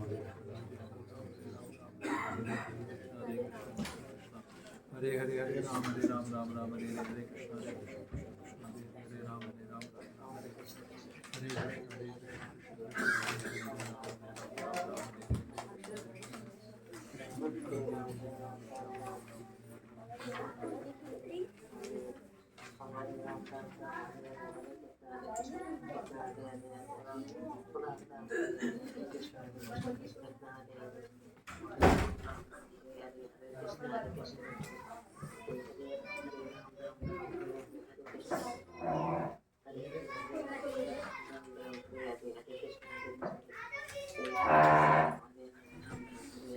ओके, हरे कृष्णा। हम लोग एक भजन गाएंगे। हाँ, सबसे पहले उसका एक मीनिंग पढ़ लेते हैं सब लोग। आप लोग ध्यान से सुनिए, इसका मीनिंग बहुत सुंदर भजन है। भगवान श्री गौरचंद्र पुकार रहे हैं, उठो उठो सोती आत्माओं उठो, लंबे काल से तुम माया रूपी पिशाचिनी की गोद में सो रहे हो। इस जन्म मृत्यु के संसार में आते समय तुमने कहा था, हे भगवान, निश्चित ही मैं आपका भजन करूंगा, किंतु अब तुम अपने उस वचन को भूल गए और अविद्या के अंधकार में डूब गए। केवल तुम्हारे उद्धार हेतु मैंने अवतार लिया है। मेरे अतिरिक्त आखिर तुम्हारा कौन मित्र है? मैं माया रूपी रोग को जड़ से उखाड़ने की औषधि लाया हूँ।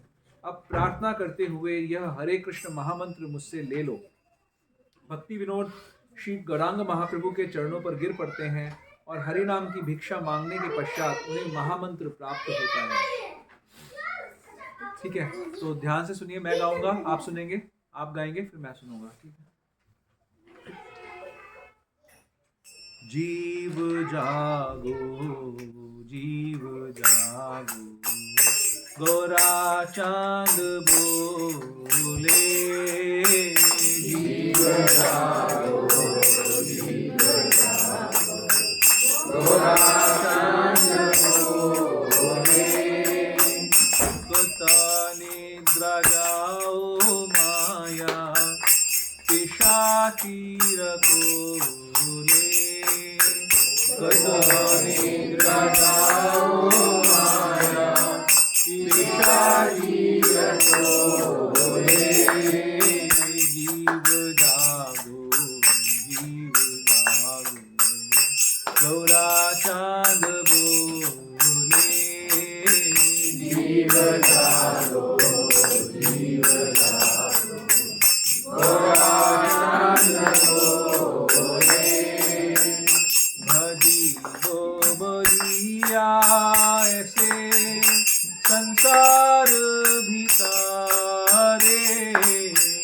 भजी वो बलिया ऐसे संसार भितारे। भूलिया रहीले तुमी आविद्या भारे। भूलिया रहीले तुमी आविद्या भारे। जीव जागो, जीव जागो, गोरा चांद बोले। जीव जागो, जीव जागो, गोरा चांद बोले। तुम्हारे लईते आमी हইলো अवतार। तुम्हारे लईते आमी हইলো अवतार। आमी बिना बंधु आमी के आछे तुम्हार। आमी बिना बंधु आमी के आछे तुम्हार।